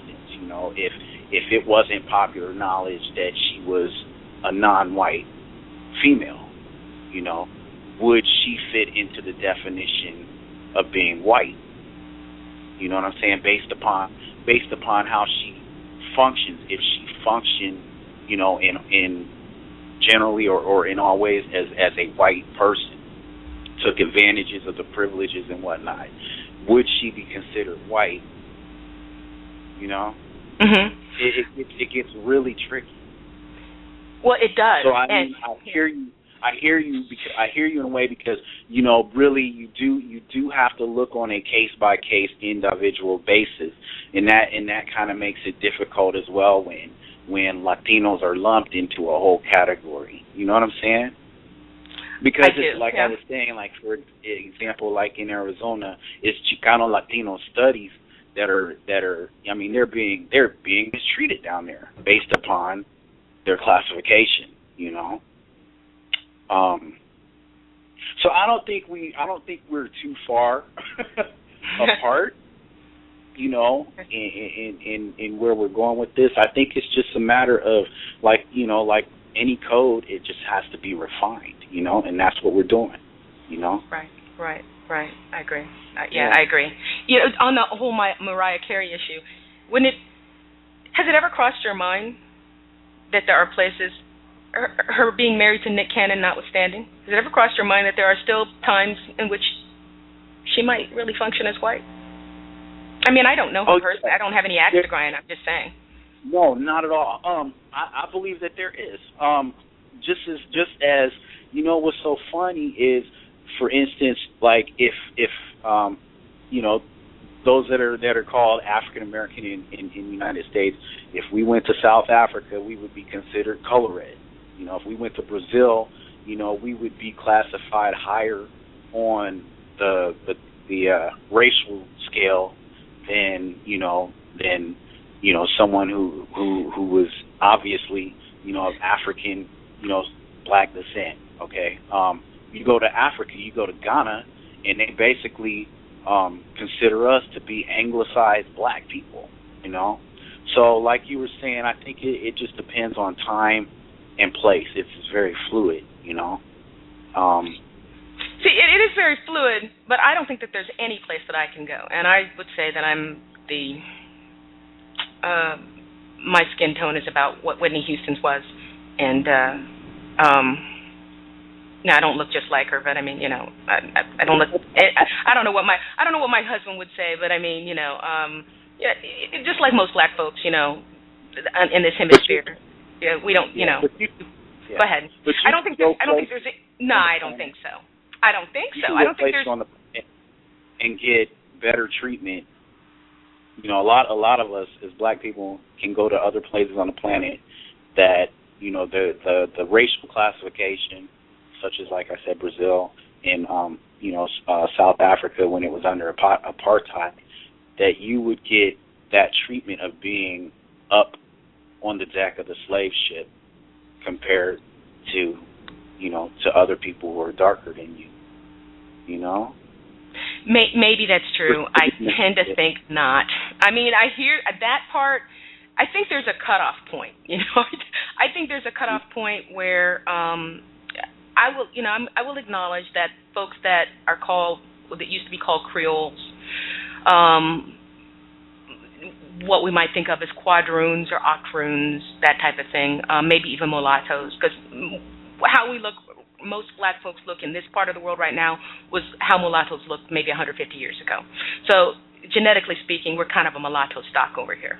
But I don't know that from mulatto to quadroon, we do get treated better the lighter skin you are. There's no question about that. William Darity did an economic study like that.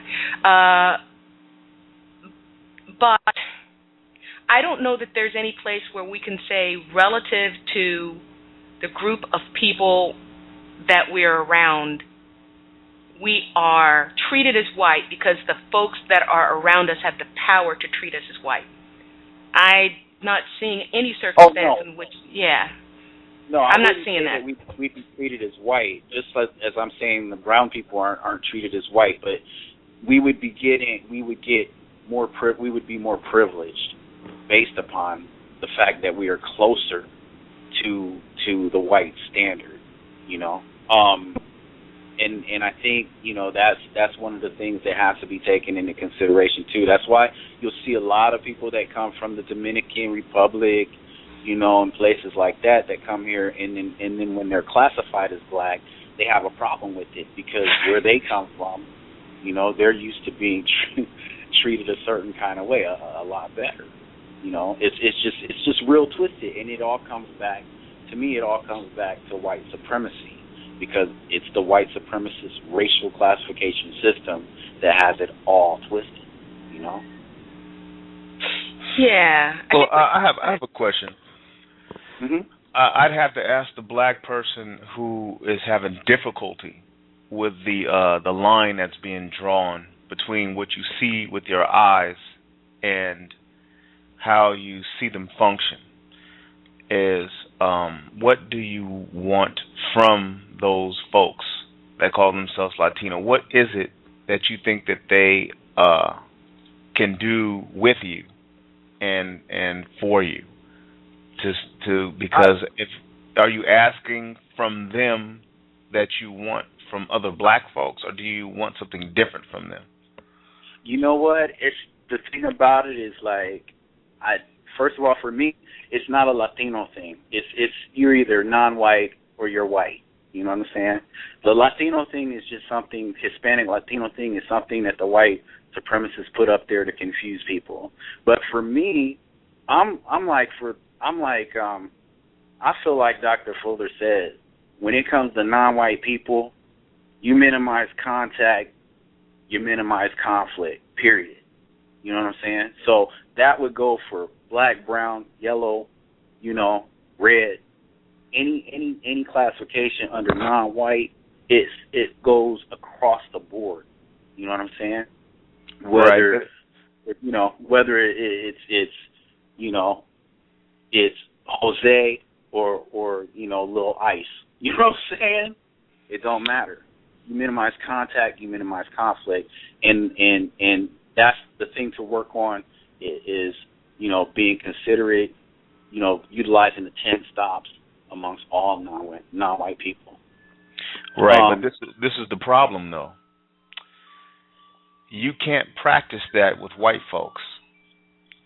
But if they function as white, that means you cannot practice no contact, no conflict with them either. Because if they function as white folks, you have to go to them. You have to go to them to be employed. So that's contact. And if they're functioning as white, then you're going to be put in a position to where you're going to have to deal with them as white folks. Now, if you don't see them as such, you see them as non-white, then that's where the handicapping comes in. And that's where the term non-white becomes your enemy. If you see it, it's you get more clear and things become clearer. Things become more clear if you view it as white and black. Because if you ask those folks who are Latino, if they don't function as white, they should have no problem with calling themselves black. Try it. I think the problem with that, okay, because you have you know, everybody has been conditioned to look at themselves as black or brown or yellow or red or whatever, and there's a certain amount of pride that comes with all of that among each of those classifications. So they're like victims of the same indoctrination, you know, that we are. You know what I'm saying? All non-white people are victims of that indoctrination, that miseducation. You know, I mean, I hear what you're saying. I think it's just a matter of definition and perspective. You know. Well, the revelation of truth would be relative to me. How much are you willing to suffer to see justice through? Now, you call yourself brown, but technically, there are by far pink-skinned, pale-skinned Latinos walking around up in here. There are hardly any brown ones in comparison, but they call themselves brown, like white folks call themselves white, but technically they're pink. So we can't rely on what they call themselves. We just have to see how they function. But here's the test. You call yourself brown, but you're not really brown. They call me black, but I'm not really black, technically. Right. But why am I black? Let's see if you understand what that means, Mr. Brown Man. Will you call yourself black knowing that classification in itself is a harder target under the system of white supremacy? If you're not willing to do it, that means you're willing to reserve the right to keep the status that you've been keeping all along. So, if you're willing to keep that status, then that means you're okay with me being mistreated the most. And that's where we get to the bottom line. So when they stop doing that, if they start calling themselves black, then they're on my side, but they have to function as such. But if they're not even willing to do that, then that reveals their hand to me, because they're going to keep their classification amongst those who are classically classified as white. You see what I'm saying? I see where I see it. You know, the logic behind that. I think it's again we're just going into matters of taking something and turning it into degrees. Where I mean, you're gonna have different experience based upon the different ways that you've been subjugated. I guess is for lack of a better way to put it. But I mean, to me, it's brown, yellow, red, whatever. It's all non-white.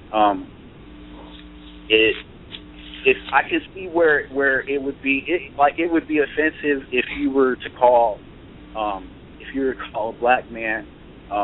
It'd be offensive to a black man to call him yellow or Asian simply because the history and the experience is going to be different. You know what I'm saying? Would it? I want to make sure that it would be in the sense that, like, you have a lot of people that take pride in the fact that, you know, they come from Africa. You have brown people that are proud from the fact that they descend from Aztecs and Mayas.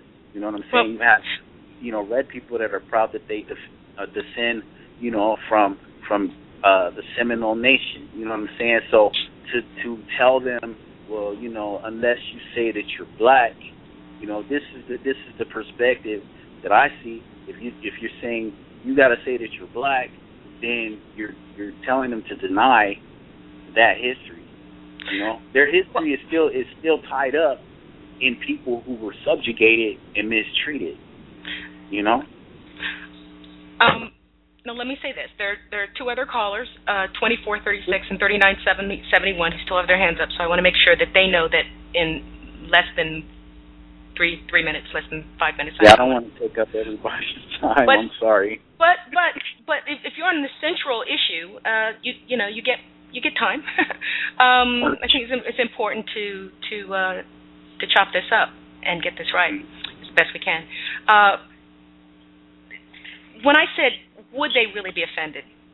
What I'm getting at is this pride that some black folks have in hailing from Africa, this pride that some so-called Hispanics have in having Aztec and Mayan blood, which, by the way, were black folks. And same thing with these people who are proud of whatever Asian heritage they have. Now, how much of that is not really just a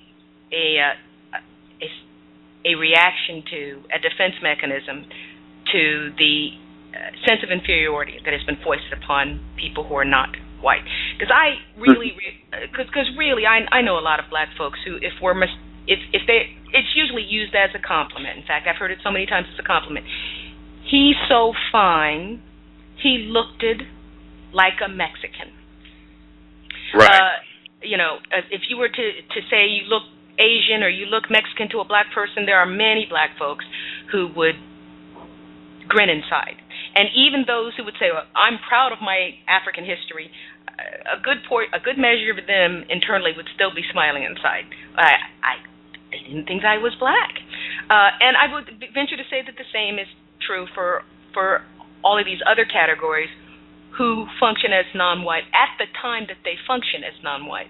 So this sense of, I don't know how deep and real a sense of, well, my history is so important to me is in terms of not using a word like black to define you as someone who is mistreated on the basis of color.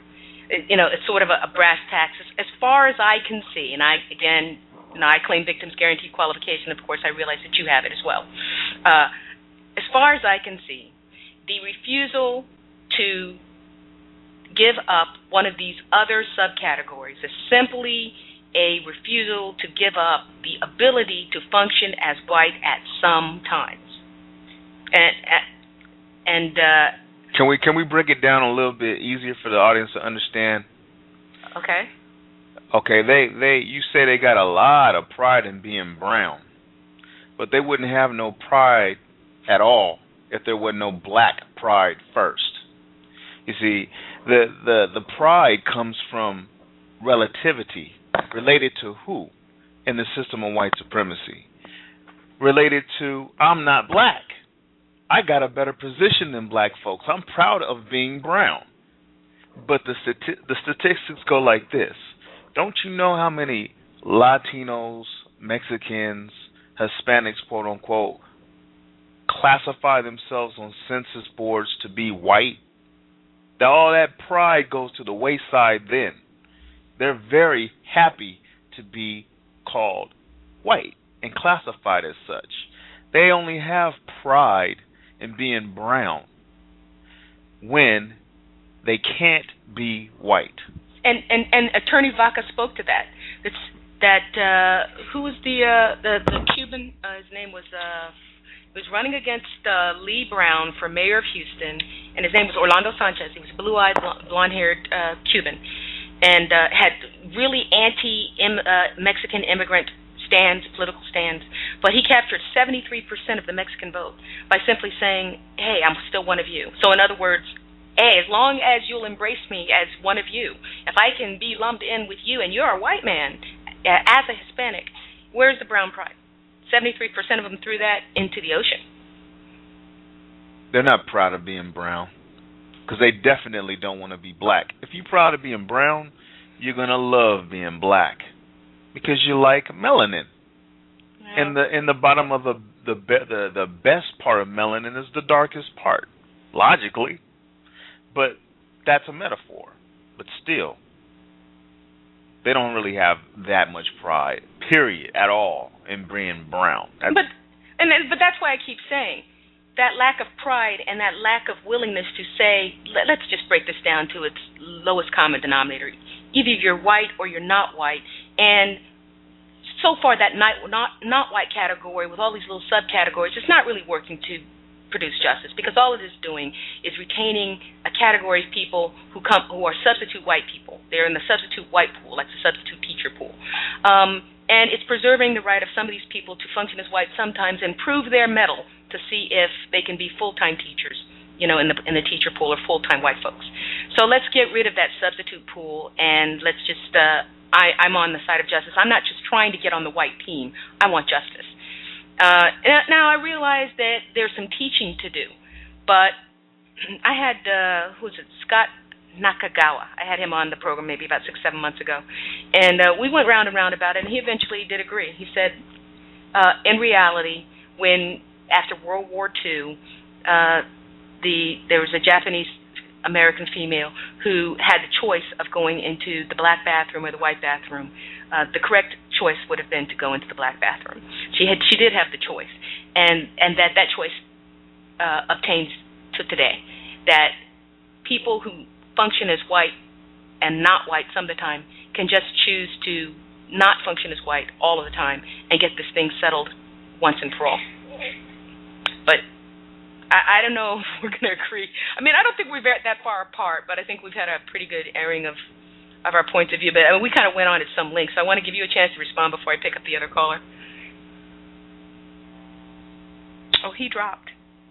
You know what? I think. Look. I'm passionate about this because I've been mistreated by these quote unquote brown pride individuals, these dark Mexicans, these straight-haired, dark, so-called complected brown pride individuals have mistreated me up and down the street everywhere I've been all my life.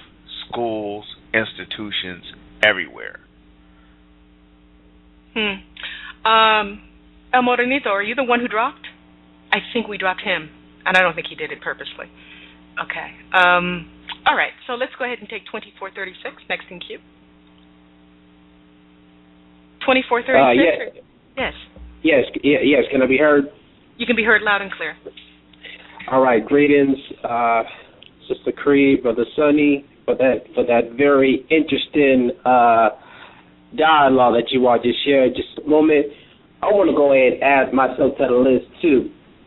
I've also been mistreated by brown, dark-skinned, straight-haired. I don't know what term to use because we're being careful about words here. All my life as well, and it still continues. Even at the plantation that I come pick daily, I get mistreated by them. I mean, like I say, the dialogue is just like right on cue because, I mean, I experience that at my workplace every single day. So, right. And so I mean, you all agree with that, right? I guess absolutely. When you're yeah. So like, if you all can agree with this, it's like, you know what? The way they function as white people. Yeah. I.e., I would say, according to the Trojan Horse book, white identified, Europeanized.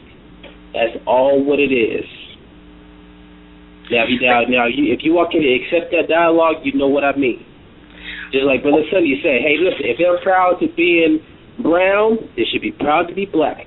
If you're not proud to be black, then you shouldn't even use that term at all. Thank you. Like Malcolm, like Malcolm said, if you don't believe in freedom, you don't deserve freedom. I don't know. So you know, certain to that extent, just about. Because if you don't believe in freedom, why you don't even deserve freedom? So the response to that, when it comes to words, when you're talking to a black person who's a victim of white supremacy, if you talk to another victim of white supremacy, classify themselves as brown, whatever, brown pride this, brown that, if they tell you that, I will ask the question, what does that mean? What do you mean by being proud to be brown? What benefits do you get out of that? I mean, do you get extra trinkets for extra food? To mistreat me on the job? You know, hey, I just called that black person up there a nigger. Excuse me. Now pay me. Yeah. Right. So it's like, I mean, like I said, if you notice it, it's really not hard to miss. If not on the job, it's outside the job. They're the ones that try to be cool with you, whatnot, but at the same time, it's like, and then see, I did another experiment. I was talking to the so-called quote-unquote classifier herself as Mexican.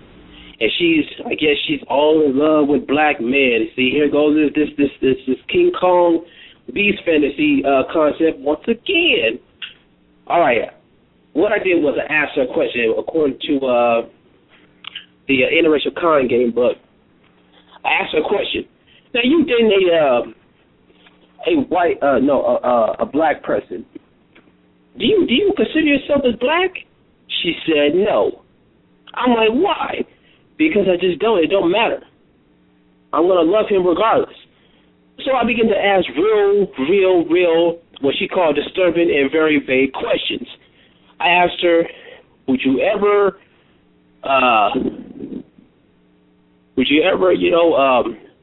fight a police dog, face a water hose, get shot by a cow of pride?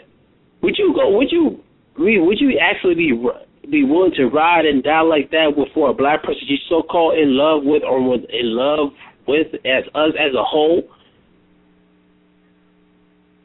She was quiet for a second. why are you asking me this? Well, hey, you say you love black men. Yes, I do. But why are you asking me these questions? Well, hey, this is crunch time. You know what I'm saying? It's like basically, and I basically I had to throw the sex thing. I'm like, well, you know what? Hey, you just in it for the sex. In the relationship, that's all you're gonna get. Sure, you have a little bit, more babies and whatnot, but that's all you're gonna get.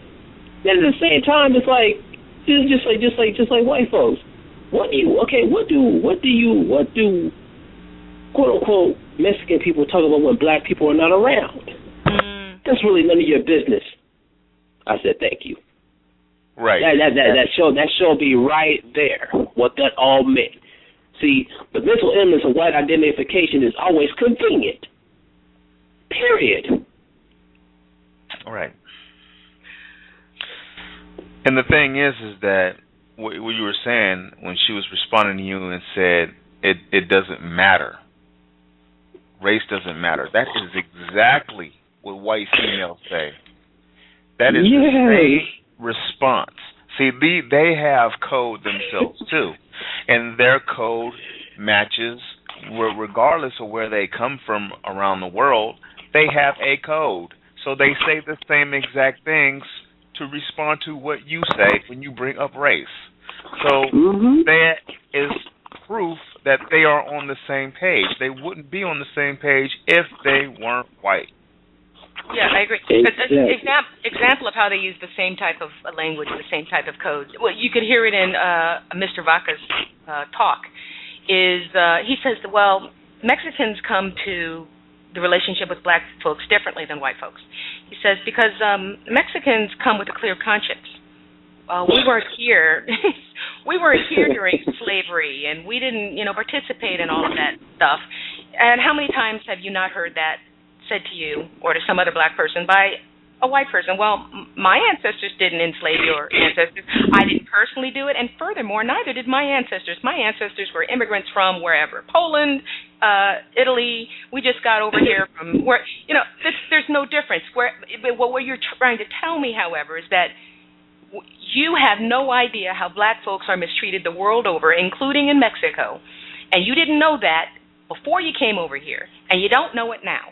And so you come to this. I mean, it's ridiculous. It's the exact same thing that that people who wear cardigan sweaters and party from Thursday to Sunday, and drive Saabs and have lots of energy to get up on Saturday mornings at 7 a.m. to go mountain climbing because work is a breeze for them. This is the exact same type of thing that those folks say when you bring up racism to them, the legacy of slavery and so on. Forget about that. I mean, not forget about it, but what about racism right now? Are you practicing racism right now? And so as far as I can see, what Attorney Vaca was saying about Mexicans applies. It's the same type of codes, the same type of wording. You get the same type of responses that you get from white folks, just as you were saying, caller. She said, well, that's none of your business in terms of what Mexican people say when there are no black folks around. It's the exact same type of thing. We did have one other caller who seems to have been holding for some time. I'm going to leave your mic open, 2436, but I want to open 3971's mic. Yes, ma'am. Yes, is this Covina Man? No, this is Commit. Oh, Commit. Okay, all right. Yeah, how are you, sir? Tennessee in the chat room. This is my second response, and I have to hand it to you and your husband. Y'all on top of this. Y'all on it. I wish I could meet you today because you understand what you're dealing with, and even I think his name was Corvella, the caller that called in from California. Oh, El Morenito? Yeah. He fits right in with their description. Everything you just said, describe him. And what I would add, I have a lot to say, but I'm going to keep it short. But I would add that the mentality that he was pushing is the very mentality you guys just got through describing. And the other thing I would add, there's several things to add, but I'll keep it brief. The Mexicans who are dark-skinned with straight hair, as your husband stated, treat our people who have the legacy of slavery exactly the same way that dark-skinned, straight-haired Hindus treat our people over there and over here. And they all are white supremacists, all of them. The part that I think is missing, not from your discussion, because you both are handling this like champs. I love it. But the part that's missing in the discussion from the callers is the extensive history. You, as the host and co-host, have brought it up in several ways. But what they keep missing, some of them, not all of them, keep missing is the extensive, convoluted code system that is in all modern religions. There's additional layers of color cast white supremacy embedded on multiple layers of our consciousness as people on the planet. And so you have the color consciousness in privilege with the American caste system at work, but you also have the incorporation of those old world caste systems also in play on top of the American caste system. And you did speak to that when you spoke of the Chechens, and you spoke of people who are classified as black in their own countries but are white skinned and come over here and they're honorary white. Another book that illustrates that beautifully is The History of White People by Nell Painter. Right. Excellent book.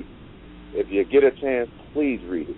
She explains how the inclusion into whiteness started to take place around the 1900s.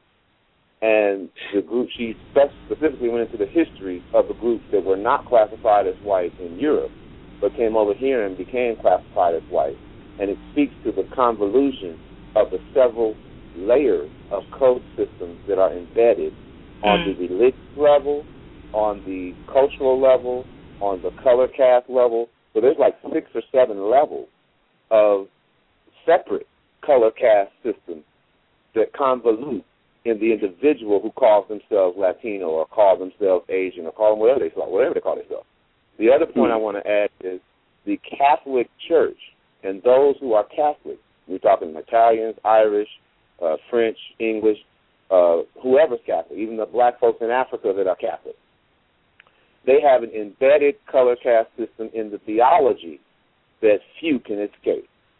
And the name of the game is whatever promotes the self-hatred of that dark-skinned, woolly-haired person is what we're all going to go by, or none of you will have privileges. And those who take that bait and run with it are just as white supremacists as the lily-whitest person you could meet. Very, very interesting analysis. And one more thing. I don't want to take it too much time, but one more thing. The other thing is the history of Mexico and Latin America. Most people don't know, and I've never had a Mexican tell me this, or any Latino, that the second president of Mexico was a black Indian named Vicente Guerrero. I'm reading his biography right now. Very, very interesting. Also, the Africans in colonial Mexico. That was a tragic book to read as well, because you see the convolutedness of this Catholic aspect that no one talks about. The point I'm making is, to make it brief, is that the second president of Mexico was assassinated by the population of Spaniards in Mexico, and he outlawed slavery in the New Spain Mexican territories going all the way up to Oregon, including California, including Colorado, where I'm at. He outlawed slavery stronger than the United States ever did, and that is what created Texas. The Texas white immigrants said, hell no, F no, we keeping these niggers, and they became their own republic as a result of Vicente Guerrero's ruling. Wow. And so Mexicans should be ashamed of their damn self for being who they are. Wow. They were slave masters, just as much as any cracker you can drum up from slavery. Wow. Liars. See, I think I hadn't really thought about it that way, is the overlaying. You were talking about how it's just this overlaying and overlapping of the old world codification of who's white and who's not white versus the new way, or the American system.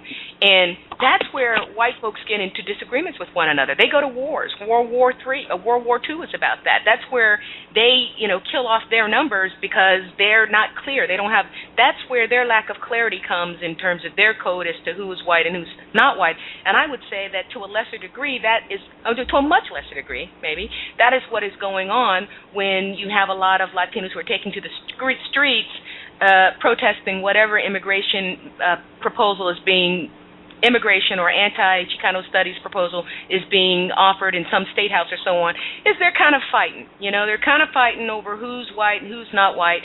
And as a caller said earlier, I'm for completely staying out of that. Let's let them duke it out. Whatever casualties happen as a result of that can be, unfortunately, that can be nothing but a good thing for us. So. And can I add the nature of what this is all coming from? The religious codification and convolution and marriage of all of these various caste systems and how they converge in the American system. Where that's actually coming from is we can name them by the numbers.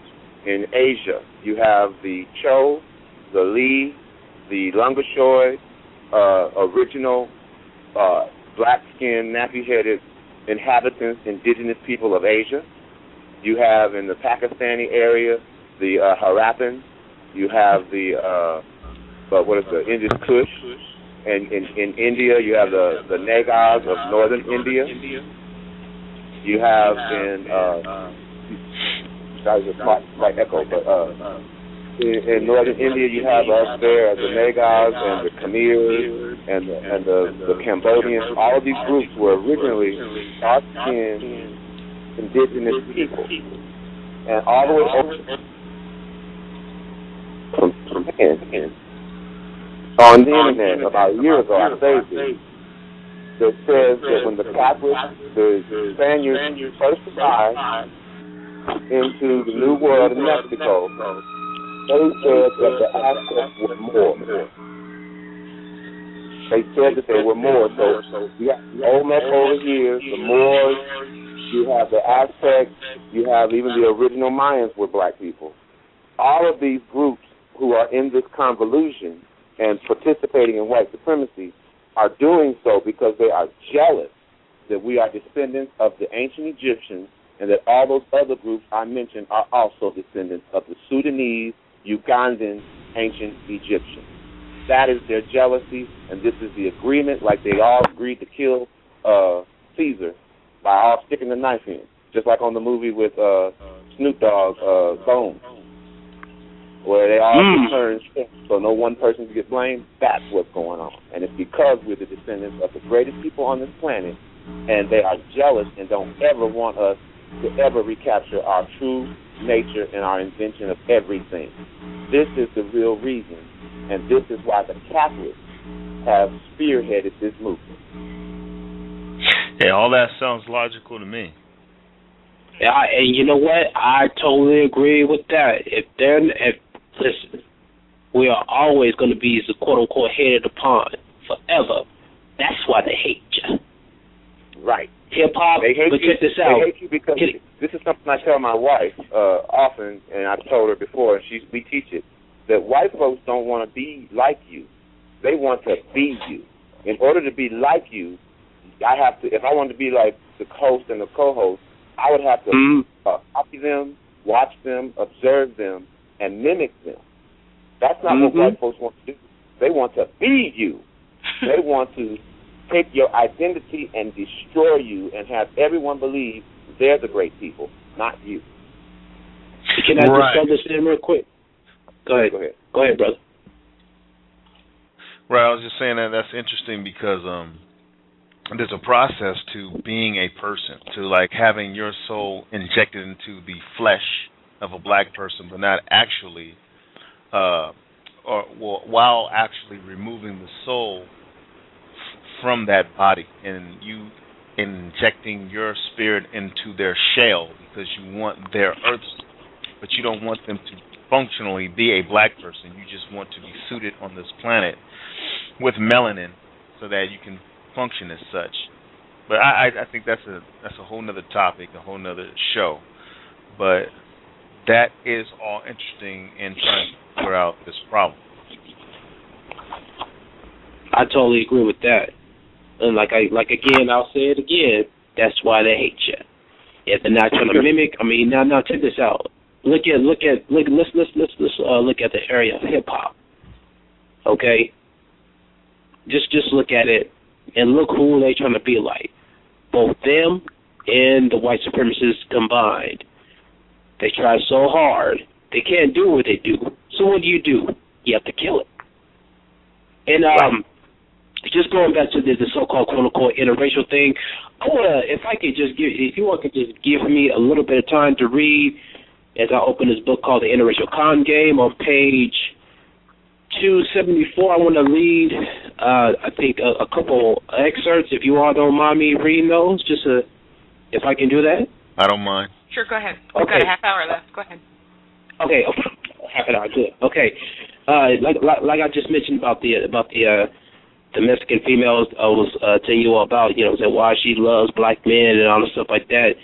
The last passage says is as follows. Let's see if I can find it here. Oh, here we go. Understand that a black person in a relationship with the person who was not black is still having an interracial relationship. All people of color are not the same. If there's any doubt, try to fall into an experiment, like I just read, like I just mentioned a while ago, just a minute ago. Experiment number 1. Go to a person of color who is not black and ask him or her if they consider themselves black. Okay. Experiment number 2. Go to any brown, red, yellow community, like the caller just mentioned, brown, red, yellow, whoever, and try to open a business. You're going out of business. Signs should be all the proof any reasonable black person needs. And that's that. Ashe. Thank you, my brother. Now, what does that tell us? And I've seen a lot of this. Oh, yeah, the reason why she did it because she's dealing with black people. No, she's using the same tactics as a slave master and a slave mistress does. What I said earlier that's really important about the interracial dating, they only want us when they're rejected from their own community. Those are the only ones who come to us. Oh, yeah. Well, listen. And Albert told this one. I was like, hey, why? How come you're not attracted to Mexican guys? Well, because they're abusive. They're too pushy. They're this. They're that. Well, when black guys are really down to earth, they're cool. Let's listen to their voices. They're just so cool and da-da-da-da-da. Down to earth. Just going back to what Sister Pam, the author of Trojan, was talking about the subject too on the program, on Gus's program, Cal's Context of White Supremacy. She said this, and I was just blown away. I guess when a person, like I say, let me just finish real quick. When it comes to when people are using words, for the people who are confused, just using words, down to earth could mean easy to manipulate. Yeah. Yes.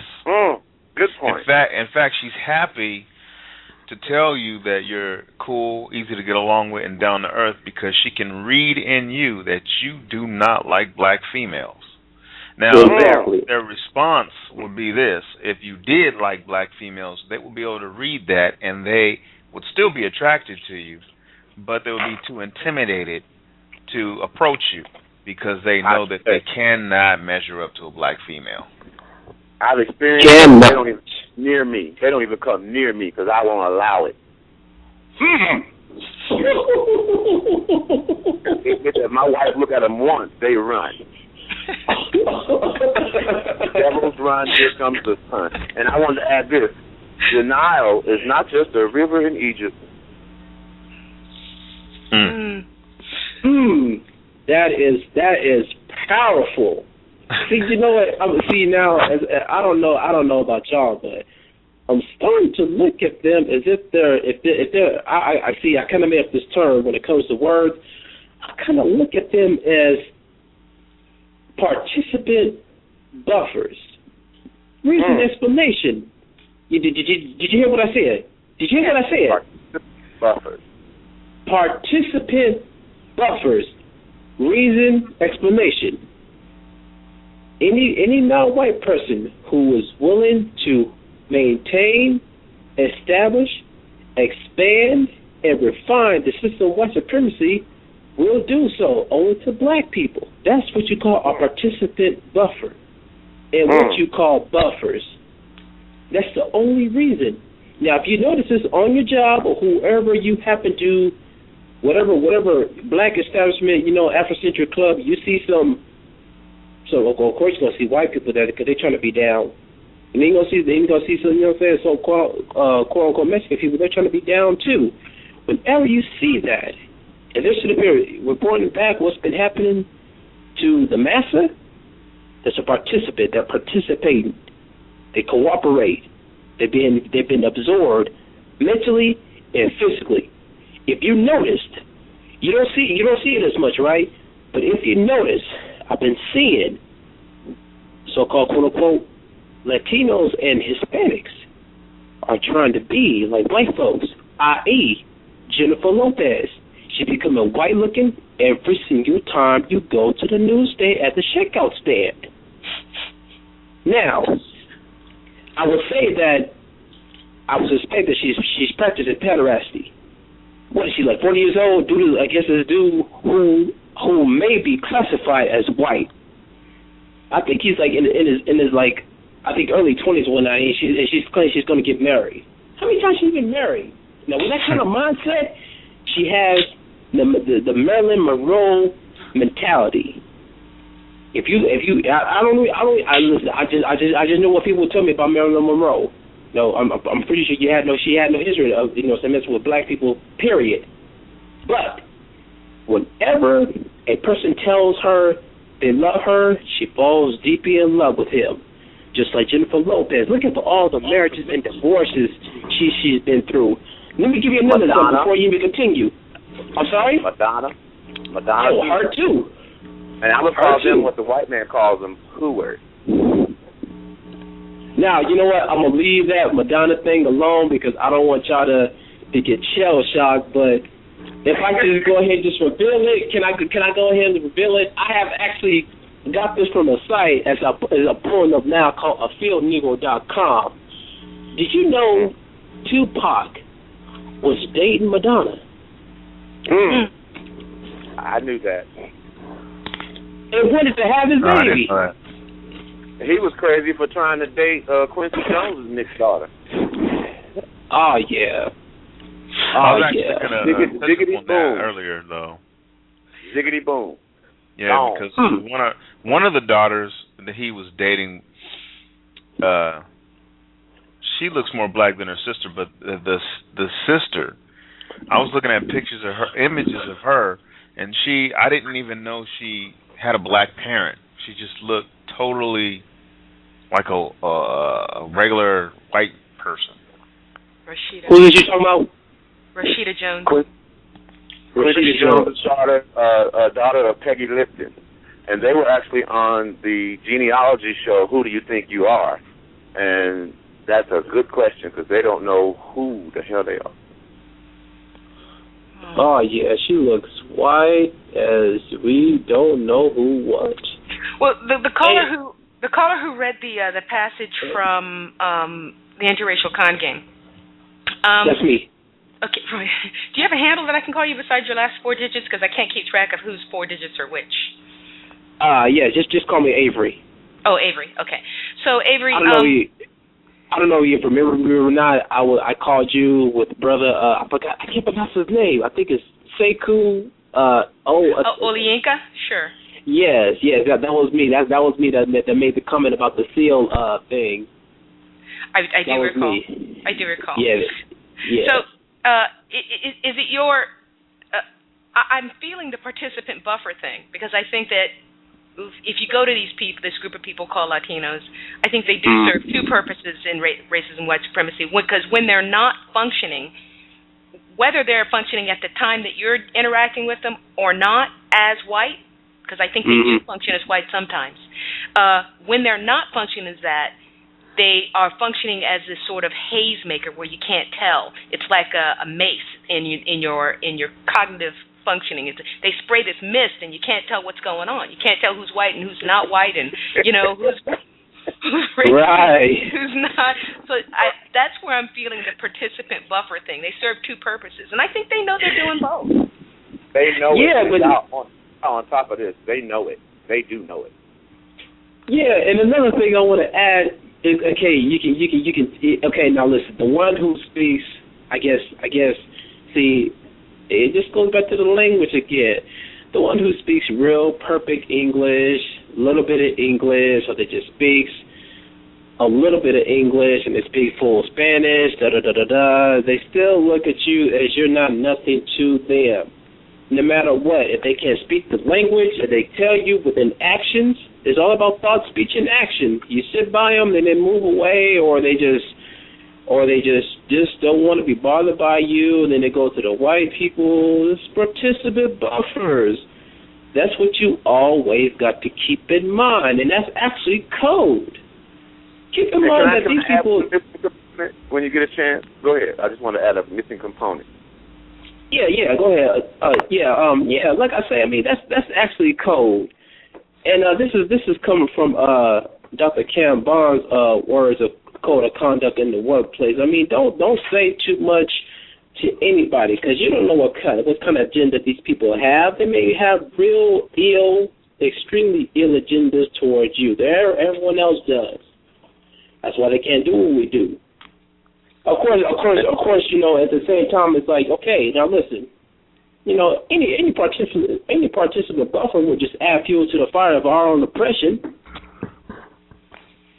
and that's basically what it is. They want to add more fuel. Hey, listen.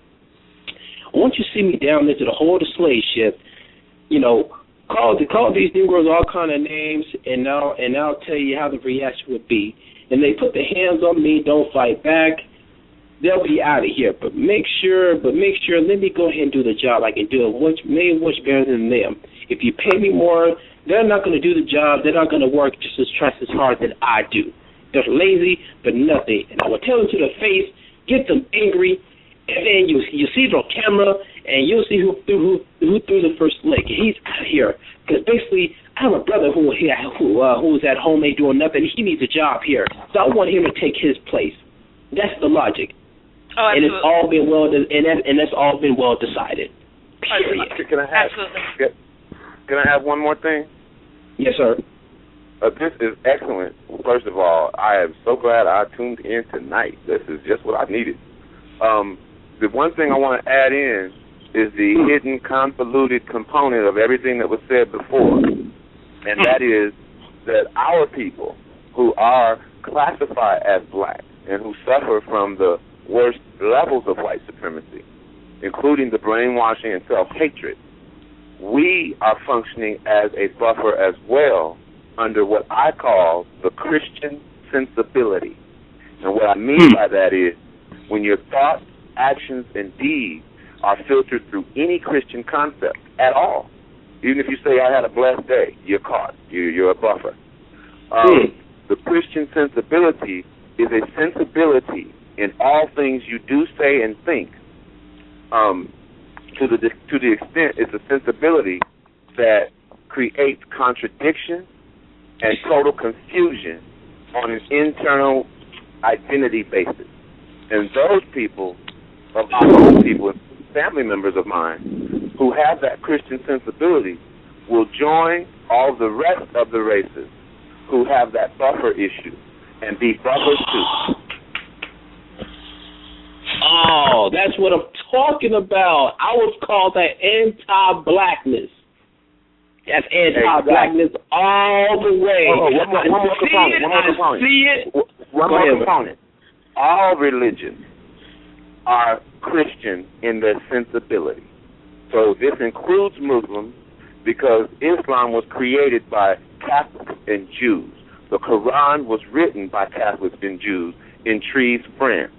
So, and the origin of what you now call an Arab, not the original Yemenite Arab, what you call an Arab are, Lithuanians, the people from Armenia, the Eastern European bloc people who were shipped over to the Middle East, the so-called Middle East, just like the fake Jews were sent to Israel in 1948 under the Ottoman Turks.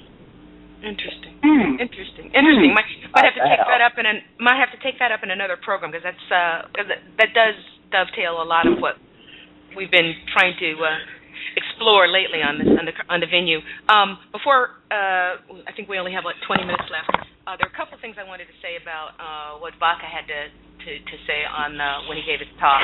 I wanted to make sure I didn't let go. He wanted to draw.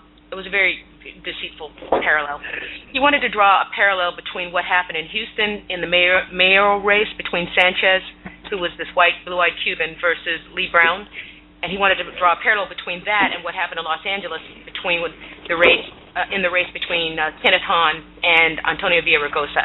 And he was saying, well, when black folks voted overwhelmingly for the white guy, Kenneth Hahn, instead of Antonio Villaraigosa, they saw that the Hahn family had this history of delivering, whatever that means. I mean, he was a white man, and they were still victims of racism, white supremacy, the worst ones of it. So I don't know exactly what the Hahn family had a history of delivering. What I would say is that somebody's got some background going on and some background noise going on, so if you're doing that, could you mute yourself? Kind of wait, see if I can stop. I reside here in Southern California, and I know the history of Kenneth Hahn. And so the Hahn family was thought of as kind of a junior sort of Kennedy family. They were definitely white folks. But it was like what he didn't say, and that goes along with the point we're trying to make here. What he didn't say was that what black folks were doing generally is what black folks always do when we have elections, except for this, what we do 99% of the time. We are presented with a choice of two white folks. And we have to choose the white vote who's going to do the least amount of damage. I don't think that most black folks, in their heart of hearts, saw Villaraigosa as not white. I thought they saw he's a new white. And he's a new white that, based on my day-to-day experiences on the job and at the market and so on, more crudely racist than the more refined racists that call themselves liberals like Kenneth Hahn and Bill Clinton. So it was a false parallel, whereas you look at the situation with Sanchez and Brown. Sanchez was a white guy, clearly white, with blue eyes and blonde hair. They said that. He was a Cuban with anti-immigration policies, his stance. And he was running against Lee Brown, who was a black guy who had, he said, done all the right things, quote-unquote, by Latino standards. He had included them in bureaus and committees and advisory panels and so on. And still, this blue-eyed white man who said he was Hispanic said, I'm one of you, you're us, even though, I've done things that maybe would not necessarily be good for you or your family, vote for me because I'm Hispanic. And they voted for him. There's an entirely different situation. In Los Angeles, black folks were voting for someone who had a demonstrated history of doing less damage than another kind of white person. In Houston, these Mexicans voted for a white guy who had a demonstrated history of hurting them, and only because he embraced them as part of his group and he was white did they go for him. It's an entirely different situation, and I thought it was really disingenuous and typically deceitful on the part of a white person. And he's dark-skinned, but I still consider him to be white, although there may be times when he doesn't function as white. It's typically deceitful. The other thing I wanted to mention was that he talked about over and over again, sort of the premise of his book was that Hispanics are going to overtake black folks, and I don't know, it seemed like he was saying that off into the history he thought that they were going to overtake the anglicized white folks in the United States by virtue of their population, being both from immigration and their birth rate. And then he said, for instance, in Miami, you're not going to have a situation that in Miami where quote-unquote Hispanics took over the structure there as what happens in Houston, because you're not going to be able to compete with the population, because unless he says you have this great immigration wave that's coming from Haiti. Well, we know what happened when immigration from Haiti. Cubans are allowed to come over here, Haitians are not. Okay, that's one. Number two, in terms of the population, there was a person in the audience, a black female, who got up and spoke to it. She said, you're right. We black folks, I'm a black female, we don't want to have a lot of babies. We don't want to have babies that we can't take care of. Population is fueled by resources. People can't have lots of babies that thrive if they don't have resources, if they don't have wealth, if they don't have jobs.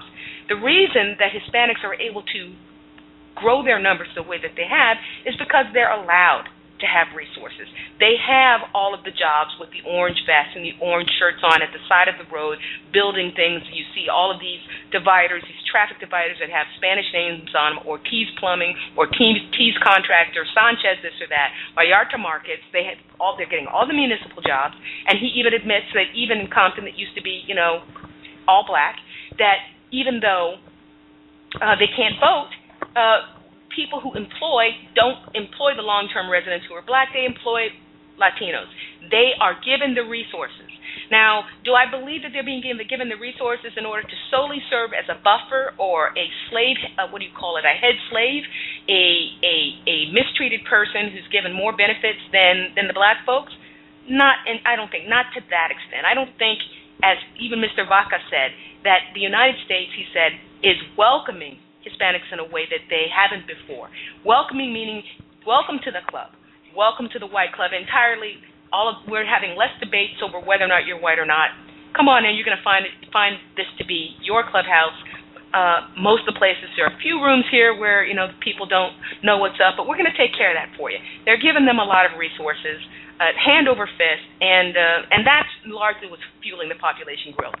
We'd be having more babies, too, if we could have intact families where males had jobs, because there's a lot of Hispanic females that don't work. Their job is to have babies, and take care of those babies. If we had a situation in which we had jobs, we'd be, our fertility, our fecundity rate is greater than anybody else because of the melanin. And I just wanted to, I wanted to touch on that. And the last thing I wanted to touch on is, what does all this mean? Why is it important to understand that these people function as white sometimes and sometimes all the time? Well, it has to do with my personal code as to how I function with people who are white. With people who are white, I don't waste my breath trying to convince them not to be racist. I don't try to explain the system of racism and white supremacy to white folks because they know the system. And that's not economical. It's a waste of my time and effort, number one. The other part of my code is that I don't help white folks. So if you're a Mexican and you're standing outside of the supermarket begging for change or begging for help, I walk right past you because I consider you a white person. If you're a black person and I have it, I will give it to you. If you want to know the direction somewhere, if you're a white person of any variety, including Hispanic, I'm not going to tell you. I don't help white folks. That's why it's really important to know who's white and who's not. Can I make a point, too, about the birth rate? Yes. One thing that we don't consider is that because of their Catholic white supremacy and caste system, they don't believe in abortion. And so the Catholic Church is behind this population growth of so-called Hispanics, just like they were behind the growth of the Italians with their mafia. And the crime syndicates are also supported by the Vatican. And I would just add that black women get pregnant more than Mexicans right now. We just have abortions. You know what? That sounds a bit correct, too. Now, you see how they push whether or not we have fathers in the home, we still get pregnant. Wow. Yeah, can I just add a little bit of that to that? Okay, can y'all hear me? Yeah. Yeah. Oh, okay. Go ahead, Brother Sonny. No, you go ahead. No, one thing that I wanted to touch on a little bit about the whole, abortion thing.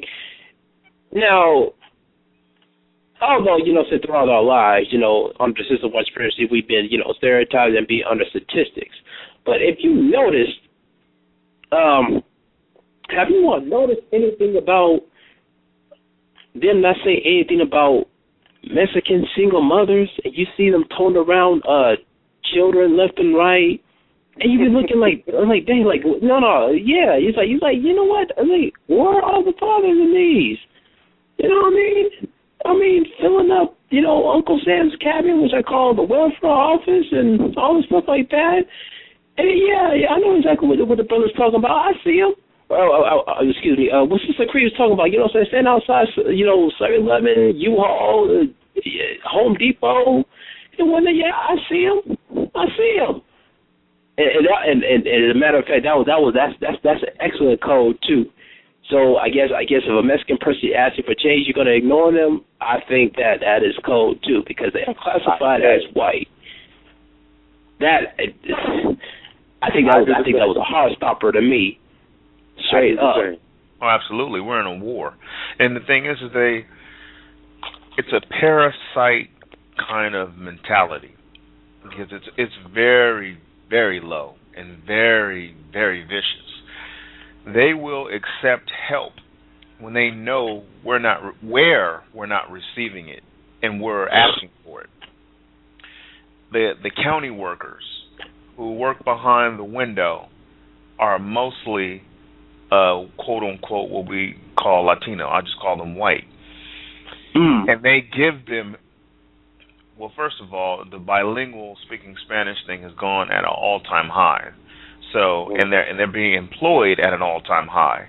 So it's a reverse. If you don't speak Spanish, you're not getting anything remotely close to what you are offered. Unless you're white, unless you're English. Right, and that's exactly my point, because the ones who are there are white, trifling, and the ones who are working there behind, providing them with the payments, are also white as well. And remember, brother man, that when we got enslaved in the Americas as Native Americans and as Moors from the Spanish Empire, half of the slaves stolen and purchased by white Europeans for the United States were stolen from Hispanic, black Spanish-speaking countries. And so we've been beat out of our bilinguality. We've been beat out of it. Right. So let me hammer this home, because that all ties into it too. So they'll take from us and ask us for help at the same time. You see what I'm saying? I say. Wait. Can you repeat that again? Repeat that again. They'll take from us, and then they'll ask us for help at the same time. Loco Diablo. Oh man, that nails it. That really nails it. You know, there was one other thing that he said that just made me irate. He touched on it a couple of times, but he said someone asked the question, well, how do we resolve? Are we ever going to be able to resolve this thing and get along and resolve these differences, tension between quote unquote black people and Latinos? And he said, well, I've only seen one model of that. You know, I've only seen one model. And I think he was talking about somewhere up north, I think it was San Jose, where there was a road, and it was called King Road. And the black people there wanted to call it Martin Luther King Road. But part of the road went through an area that was populated by Latinos, and they didn't want it to be called Martin Luther King Road. It was resolved. And I think that what happened there was the best model that I've seen, and that's the way it should be. And that is that in another time, the mayor would have pushed that through. The black people would have pushed that through. But the NAACP there said, no, we're not going to do that. Because we want to honor what that road means to Latinos. And he opened up leadership positions on the NAACP, not only for black people, but for Asians and Hispanics as well. And they didn't push it through, and it just stayed King Road. And for me, translation means that the way you resolve it, and this sounds very white to me, very white supremacist, is do it our way, and everything will just be fine. Or hit the highway. Hit the highway. That's the resolution, is do it our way. That's white supremacy. Yes. Wow. So the level of viciousness and the level of this presumed ignorance that they don't have any of that. The reason why we think that they do have it is because they ain't talking. You know what? Right. I don't want us to get cut off, and I want to end this crisply. I appreciate everyone who calls, everyone who listened on the archive and live. We're about to go off any second now. This has been the Counter-Racist Evolving Engineer Program for Saturday, October 6, 2012. Thank you for listening. We'll be back at you. Ashe. Thank you.